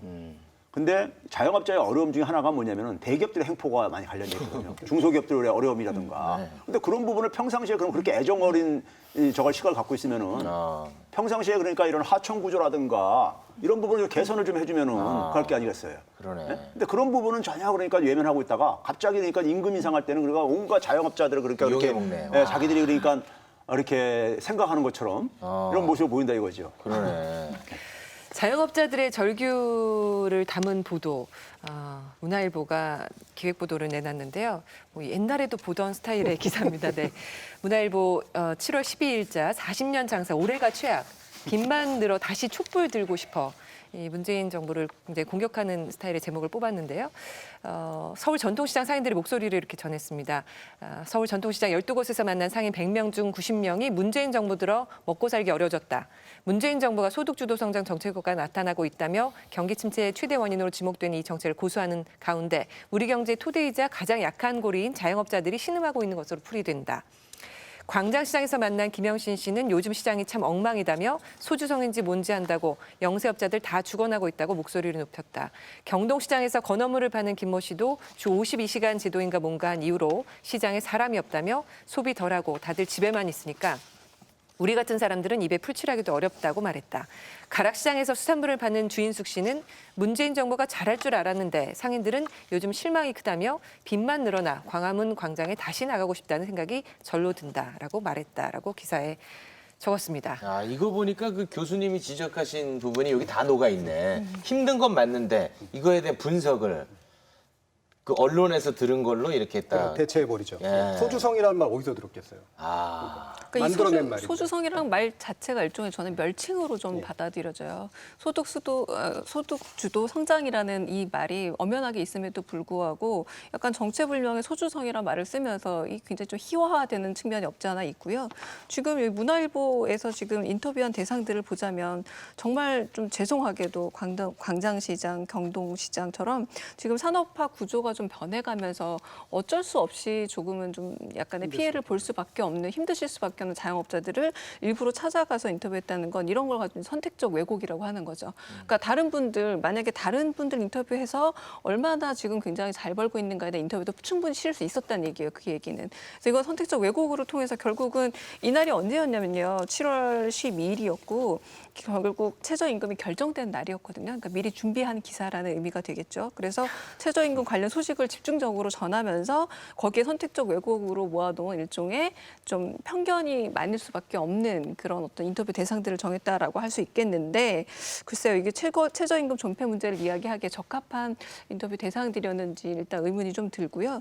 한편으로는 지금 아까 정준희 교수님 말씀하셨지만 자영업자들의 의견을 정말 받아들이는 건지 이 기본적인 의도 자체가 좀 궁금한 기사입니다. 네. 이게 기획기사라는 형식을 지난번에도 우리 많이 문제 제기를 했었잖아요. 간장게장 골목의 취재가 얼마나 네네네. 부실한지도 했었고. 그러니까 이 기획기사라는 말 진짜로 저는 속이는 말 중에 하나라고 생각이 들고 준비한 말하고 싶은 기사일 뿐이에요. 근데 이 기획기사라는 게 어떤 형식을 보통 의미하냐면 르포르타주 형식을 의미해요. 그러니까 저널리즘의 발달사에서 르포르타주적인 발달이라고 하는 것이 의미를 가지는 경우는 도저히 현장에 들어가서 관찰해가지고 얻어내지 않으면 얻을 수 없는 어떤 내밀한 이야기를 발견할 때 의미가 있는 거예요. 지극히 주관적이지만 그런 방식 아니면 들을 수 없는 얘기들. 예를 들면 우리가 사창가를 취재한다라든가 아니면은 뭐 동성애자를 취재한다든가 이러면 일반적으로 여론조사나 이런 걸 얻을 수 없는 자료잖아요. 하지만 주관적이죠. 그래서 객관화할 수가 없는 겁니다. 다만 그 방식이 아니면 알 수 없기 때문에 그 주관의 목소리에 귀를 기울이는 거예요. 근데 이 시장 상인들의 목소리가 르포 형식으로 반드시 취재해야지만 알 수 있는 목소리가 아니거든요. 그러니까 이거는 기획이라고 하는 형태로 하고 싶은 말을 그냥 딱 현장이라고 하는 현장성을 더하는 방식으로 했던 거기 때문에 대단히 안 좋은 사실은 취재 방식이라고 볼 수가 있죠. 최 교수님은 자영업자들이 이렇게 어려움을 겪고 있는 근본적인 이유 줄곧 이제 그 제조업 이야기를 하셨습니다. 그 예. 부분을 좀 더 잘 설명을 해주시죠. 우리나라 제조업의 위기는요, 선진국보다 굉장히 좀 악성이에요. 그러니까 이제 저는 이제 3단계로 진행됐다고 되게 얘기를 하는데, 선진국가들하고 공통적인 부분은 뭐냐면 우리가 기술이 발달하면서 제조업의 종사자가 줄어드는 현상이 발생을 해요. 우리가 이제 기술이 발달하면서 농업의 종사자가 줄어들었듯이 적은 노동력으로 더 많이 생산할 수 있는 거죠. 자동차라든가 뭐 이런 제조업 제품들을요. 그건 이제 그러니까 보편적인 현상입니다. 그러면 이제 문제는 뭐냐면은 두 번째는 뭐냐면 거기서 제조업에서 일제히 줄어든 사람들이 갈 데가 있어야 되잖아요. 네. 그게 되게 선진국가들은 서비스 부분으로 이제 고부가가치 서비스 부분으로 많이들 가요. 근데 우리는 주로 이제 보게 되면은 저부가가치 서비스 부분으로 주로 이제 많이 이제 내려가게 돼요. 그게 이제 소위 말해서 일자리 양극화, 소득 양극화로 나타났던 거죠. 그게 이제 하나 우리나라의 이제 이 그 산업화 방식의 하나의 취약점이고요. 그다음에 두 번째는 뭐냐면은 글로벌 금융위기 터지면서요. 근본적으로 이제 제조업의 이제 그러니까는 이 위기가 표면화되는데 아까 제가 이명박 정부 때부터 그러니까 이게 표면화되기 시작했다는 게 세계 교육의 한 70% 이상은 제조업입니다. 교육의 대상이 그러니까요. 그러면 금융위기 이전엔 주로 뭐냐면은 미국이라든가 중국이 많이 그러니까 세계 이 교육 증가에 기여를 했어요. 미국이 전 세계에서 가장 큰 소비 시장이고 중국이 두 번째인데 미국 같은 경우 주로 뭐냐면 가게들이 그러니까는 부채를 가지고 쭉 소비를 해왔던 거예요. 근데 금융위기 터지면서 이제 부채 이제 조정이 생기죠. 그러다 보니까 미국이 수입 증가율이 쭉 떨어져요. 세계 최대 소비 시장이에요. 그다음에 중국 같은 경우는 부품이나 중간재를 이렇게 수입을 해가지고 가공 조립해가지고 이렇게 수출하는 이런 방식인데 네. 중국에서 이제 부품이나 소재나 중간재를 자급하기 시작한단 말이에요. 그러니까 수입을 그만큼 이제 그러니까 줄이는 거예요. 그러니까 세계 최대 이제 그러니까 이 교육 국가가 이 교육량이 줄어들다 보니까는 전 세계에 그러니까는 이 교육 증가율이 수출 증가율이 뚝 떨어지는데 어느 정도 떨어졌냐면요. 금융위기 이전에 비해서 한 26% 떨어집니다. 굉장히 충격이죠. 세계 교육 증가율이 떨어지니까 직격탄을 맞는 게 뭐겠습니까? 교육 물동량이 줄어드니까 해운업이 딱 직격탄 맞죠. 그래서 나타났던 게 뭐예요, 우리나라에? 한진해운 사태 뭐 이런 거 우리 경험했잖아요. 그래서 조선업이 어렵고. 그렇죠? 해운업 사태가 딱 터지니까 그다음에 조선업이 타격을 보죠. 그렇죠? 그래서 사실 성동조선 사태 같은 경우가 이미 그러니까는 이명박 정부 때 우리가 283 비망록에서 그러니까 나왔듯이 예? 이명박 정부에서는 그거를 그러니까는 자금 지원으로 연명시켰던 거예요. 구조조정보다는. 제조업을 구조조정하고 산업을 재편을 해야 되는데 자금 지원으로 연명을 시켰던 거예요. 그리고 박근혜 정부에서 그걸 알았는데도 불구하고 그걸 안 해요. 왜 안 하냐면 구조조정하게 되면 많은 실직자가 나오고 그럼 정치적으로 부담되고 그러다 보니까 안 해요. 안 하면서 터진 게 뭡니까? 대우조선해양 터졌었죠. 서별관 회의라고 아마 기억나실 거예요. 거의 4조 원 이상을 그러니까 투입을 해줘가지고 또 연명시키는 방법으로 또 이렇게 접근했죠. 그렇죠? 그래서 해운업, 조선업 사태가 나타나고 그다음에 보니까 그다음에 제조업에 모든 들어가는 기초 제조업이 뭐냐면 철강 산업입니다. 철강 산업에 그러니까는 공급 과잉 문제가 터졌고 트럼프가 그러니까 우리한테 계속 그 압력 넣었던 게 철강 그러니까 쿼터제 도입 이거 막 강요하고 그랬었잖아요. 우리나라 철강에 대해서 그러니까 막 관세도 매긴다고 하고 그랬었잖아요. 그게 철강 공급 과잉 문제가 이제 터지게 되고 그리고 이제 마지막 이제 세 번째 이유가 뭐냐면요. 자동차 산업의 근본적인 사업 재편이 동시에 또 일어나져요. 우리가 지난해 그러니까 초에 군산에서 한국제비 철수했잖아요. 네. 이게 예고됐던 겁니다. 왜 그러냐면은 2013년도에 미국 GM이 그러니까는 이 사업 재편을 발표를 하는데 뭐라고 하냐면은 전기차 중심으로 전기차 생산과 차량 공유 사업으로 바꾸겠다. 완성차 사업은 정리하겠다 그래요. 그러면은 완성차 사업 정리하면서 뭘 하냐면은 유럽에서 철수하고 호주에서 철수하고 러시아 동남아에서 철수를 하는데 우리나라라고 해서 우리나라는 주로 뭐냐면 유럽 수출을 위해서 이 생산 기지가 있는 거거든요. 우리나라가 영향 안 받을 수가 없는 거죠. 예고됐던 거예요. 그렇죠? 근데 그러다 보니까는 자동차 산업 같은 경우 우리가 지금 보게 되면요. 지금 전기차로 바뀌게 되면은 기존에 그러니까 내연기관 자동차잖아요. 그러면 자동차 산업은 굉장히 이게 전후방 효과가 우리가 흔히 크다고 얘기하는 게 고용이 굉장히 큰 산업이에요. 부품 거의 공급하는 자동차 부품들 공급하는 많은 중소기업체들이 있단 말이에요. 협력업체들이요. 이들이 되게 내연기관과 관련된 그러니까 이 협력업체들이에요. 근데 전기차가 되게 되면은 껍데기만 그러니까 이 철판이 되고 나머지는 다 전기 전자로 바뀌는 겁니다. 그러면 이게 엄청난 지금 그러니까 이게 충격을 가져올 수 있는 거예요. 거기다가 지난해 전 세계 자동차 판매량이 100만 대나 줄어들었어요. 왜 줄어드냐면 세계 주요 대도시에 젊은이들이 자동차를 소유하는 거를 이제 기피하기 시작합니다. 왜냐하면 차량 공유 사업이 굉장히 발달하면서 자기가 차를 소유하는 것보다도 그보다 더 저렴한 방식으로 자동차를 그러니까 이용할 수 있다 보니까는 그리고 대도시에서는 그러니까 굉장히 또 부담스럽거든요. 자동차 이제 진입을 굉장히 억제하고 이런 정책들 때문에요. 그러면서 이 완성차 시장의 근본적인 지각 변동이 일어나고 있는 거예요. 우리나라 3대 주력 제조업 산업이 뭔지 아세요? 자동차, 조선, 반도체입니다. 근데 조선업 딱 타격받았죠. 자동차업 지금 이게 지각 변동에 직면하고 있죠. 네. 반도체는 이게 그러니까는 경기 지금 이 후퇴 국면에 벌어서 딱 직격탄을 맞고 있는 거란 말이에요. 3대 제조업의 우리나라 주력 산업이 이게 90년대부터 지금까지 계속 3대 주력 산업이에요. 근데 이게 지금 그러니까 기본적으로 이렇게 흔들리는 게 그러니까 이명박 정부 때부터 나타났던 것들을 그 역대 정부들이 거기에 대해서 그러니까 근본적인 대책보다는 연명시키는 방식으로 이걸 그러니까 했던 거예요. 그게 그러니까 문재인 정부 들어서 가지고 그러니까 군산에서 한국제비 철수 사태 이런 거인 게 문재인 정부에서 간 게 아니라 이미 진행되고 있었던 거라 이거죠. 그다음에 뭐 조선업이라든가 이런 것들 부분들, 해운업 이런 것들은 이미 그러니까 그 이전 정부에서 이미 박근혜 정부에서 이미 터졌었던 것들이고요. 그렇죠? 이런 부분들은 그러니까 우리가 하나의 그러니까 제조업에 그러니까 우리가 이 구조조정과 산업 재편을 그러니까 우리가 필요로 하는 부분이죠. 이 부분에서 그러니까 제가 앞에서 얘기했듯이 문재인 정부도 그러니까는 처음에 이거를 좀 가볍게 평가한 측면이 있다 이거예요. 시간이 지나면 괜찮아지겠지 하는. 예?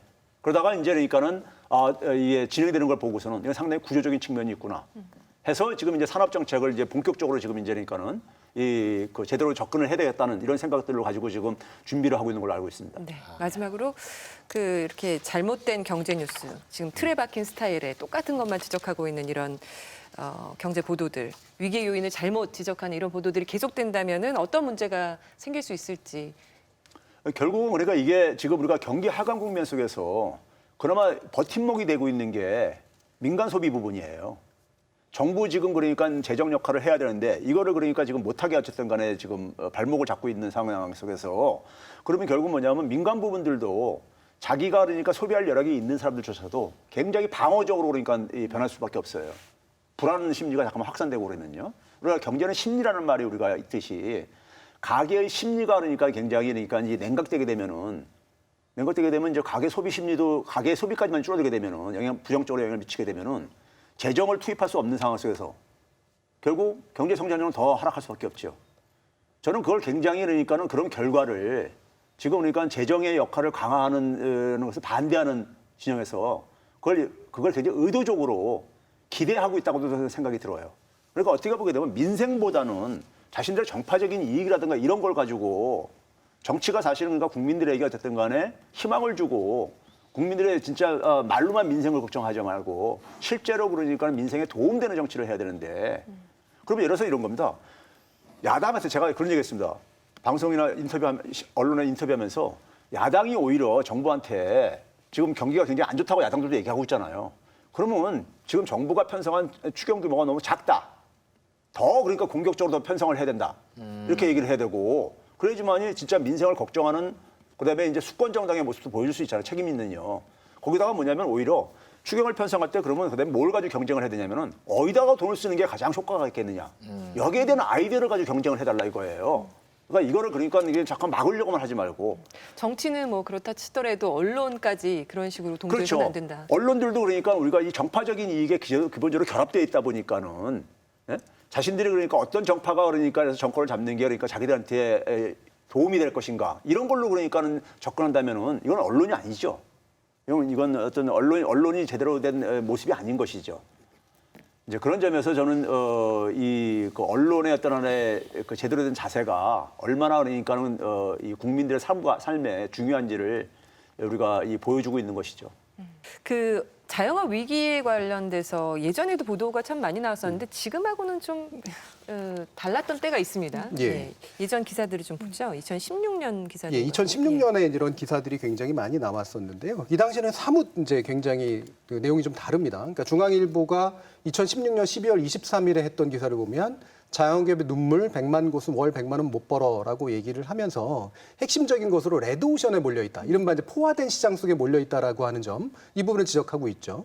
그다음에 세계일보 같은 경우 2016년 11월 18일에 음식점 경기 5년 내 최악, 자영업 한숨이라는 그런 기사를 하면서 경기 부진이 장기화되고 있다. 그다음에 식당 창업에 사람들이 지나치게 몰리고 있다라고 하는 이제 그런 지적들을 합니다. 기타의 이제 기사들도 보더라도 기본적으로 자영업이 지나치게 과잉하고 그다음에 자영업이 어떤 기술력에 의해서 만들어진 것들이 아니라 사실은 결국 사람들끼리 경쟁할 수밖에 없는 그런 구조이기 때문에 현재 자영업이 어려움이 있을 수밖에 없다라고 하는 나름의 정확한 진단들을 하고 있는 그런 기사들이 나와요. 근데 이게 2년 내지 3년 뒤에 어떻게 정확히 뒤집혀진 그런 기사로 나올 수 있는가라고 하는 것은 좀 의심할 수밖에 없는 그런 구석이 있는 것이죠. 아니, 뭐 저는 한마디 정도 보태면 지금 기사에서는 그런데 대한민국의 보루인 소상공인이라고 말하고 있거든요. 어떻게 그 짧은 시간 안에 너무나 과도하게 공급되었던 자영업자에 대한 호명이 대한민국의 보루인 소상공인으로 바뀔 수 있으며 그렇다면은 정말로 대한민국의 보루인 소상공인에 대해서는 어떤 생각을 갖고 있는지 좀 일관된 생각을 다시 한번 질문하고 싶기도 합니다. 네. 우리나라에서 이제 자영업이 이제 늘어난 게 된 거는 여러 가지 이제 구조적인 원인들이 있잖아요. 뭐 말씀 많이 여러 개 해주셨는데 사실은 97년 충격이 제일 크거든요. 그때가 이제 우리나라에 있어서 고용이라고 하는 것은 불안정하다라는 걸 명확하게 인지시켰던 케이스고 그때부터 밀려나온 분들이 이제 자영업 창업을 시작을 했어요.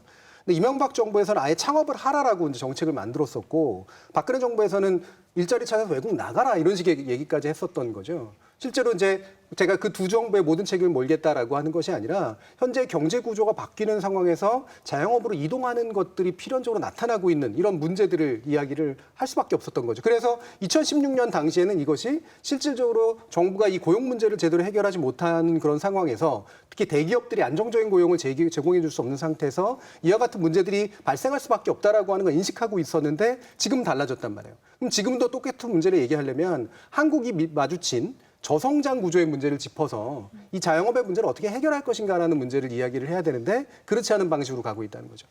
최욱 씨 오늘의 깨달음은 뭘까요? 주변에서 이야기 나눠보면요. 이런 그 언론의 프레임에 굉장히 많이 갇혀 있는 모습을 보게 됩니다. 심지어는 뭐 정부를 지지하는 사람들도 경제에 있어서만큼은 굉장히 비판적인 시각을 갖고 있는 분들은 많거든요. 그래서 그런 얘기 좀 제발 그만해라 이런 말씀을 드리고 싶네요. 그리고 이 부분이 결코 심각하지 않게 보면 안 되는 게요. 아, 심각해요. 그러니까 이 경제 위기를 만들어낸 보도들의 실제 사례들이 굉장히 많아요. 예.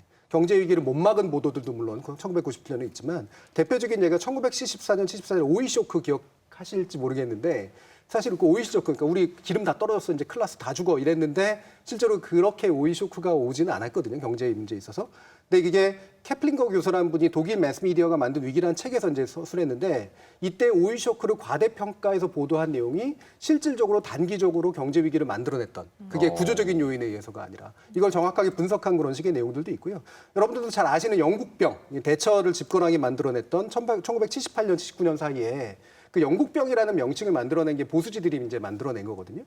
대중기 더 선이 이제 보도를 이제 그런 식으로 하면서 이른바 불만의 겨울이라고 하는 걸 만들어냅니다. 사람들은 막 불만을 조직하기 시작을 하는 거예요. 근데 그때 유명한 사건 중에 하나가 그때 이제 노동상 총리였던 켈러헌이라는 사람이 외국에 돌아왔다가 딱 기자를 만났는데 지금 되게 문제 있다는 거 아십니까? 그랬더니 crisis? What crisis? 이랬어요. 위기라고요? 무슨 위기 말씀하시는 거죠? 이런 거죠. 그러니까 되게 좀 당황해서 한 얘기였는데 그게 정확하게 현재 당시 정부가 경제를 되게 제대로 모르고 있다. 대단히 나이브하다. 이런 것들을 보여주는 사건이 되면서 굉장히 큰 불만들을 증폭시켰던 그런 거였고 실제로 보수당 정부로 이제 완전한 정권 교체가 일어나게 만들었던 중요한 사건이었습니다. 근데 실제로 지금 와선 영국병에 대한 평가 같은 것들을 보면 사실 이들이 얘기했던 것만큼의 심각한 문제가 그로 인해서 나왔던 건 아니었었거든요. 이런 대표적인 사례들처럼 없었던 위기가 실제 객관적으로 존재하는 위기를 막지는 못해요. 위기가 없다라고 보도함으로써. 하지만 객관적으로 아직은 현실화되어 있지 않은 위기를 현실화시키는 데는 실제로 허구적인 어떤 위기의 보도들이 영향력이 충분히 있다는 건 여러 논문들을 통해서 드러납니다. 그래서 이 부분은 일부가 속건 다수가 속건 간에 사실은 이런 실현들을 만들어낼 수 있다는 점에 대단히 조심해야 되는 그런 보도의 양상이라고 얘기할 수밖에 없죠. 경제 뉴스가 더 중요해지는 게 사실 선거를 앞두고 자주 활용하는 것 중에 하나가 안보 프레임이란 말이에요. 그런데 지금 안보 프레임이라는 걸 사용하기가 상당히 좀 난감한 사태라는 거죠. 그런 점에서 이제 경제 쪽에 굉장히 좀 집중될 확률이 높아 보이고요. 그리고 우리가 살펴봤지만 실제로 경제를 공격해서 경제에 없는 위기를 만들어내고 불안감을 조성하고 공포라는 어떤 용어들을 유통함으로써 선거에 좀 어떤 식으로 좀 이용됐던 경우가 좀 상당히 많거든요. 그러니까 우리가 아무리 학습 효과가 있다라고 말할지언정 실질적으로 일종의 제조업 쇠락이라든가 어떤 노동시장에 어떻게 좀 불편함이라는 거는 우리가 감수할 수밖에 없기 때문에 그런 부분에서 우리가 좀 더 언론을 좀 더 지켜봐야 되지 않을까라는 생각이 듭니다. 네, 오늘 우리 경제 상황과 관련된 이야기 좀 깊이 있게 나눠봤는데요. 최배웅 교수님 오늘 녹화 감사합니다. 하고 싶으신 그리고 말씀 죄송합니다. 다 하셨는지 모르겠습니다. 예, 뭐 대충요. 계속 하려고 먹고 싶. 그 가짜 뉴스 잡는 저격수 역할 기대하겠습니다. 예, 저는 이 프로가 굉장히 그 역할을 아주 잘해주시고 계신 것 도와주셔야 같아요. 됩니다. 예, 알겠습니다. 네, 오늘 나와주셔서 감사합니다. 네, 감사합니다. 네, 저널리즘 토크쇼제이 오늘 저희가 준비한 내용은 여기까지입니다. 이 방송은 KBS 1TV, 마이케이, 푹, 유튜브 그리고 페이스북을 통해서도 만나실 수 있습니다. 저널리즘 토크쇼제이 저희는 2주 쉬고요. 8월 18일 일요일 밤 10시 30분에 다시 찾아뵙겠습니다. 언론의 관행은 여러분이 바꿀 수 있습니다. 함께해 주신 여러분 고맙습니다.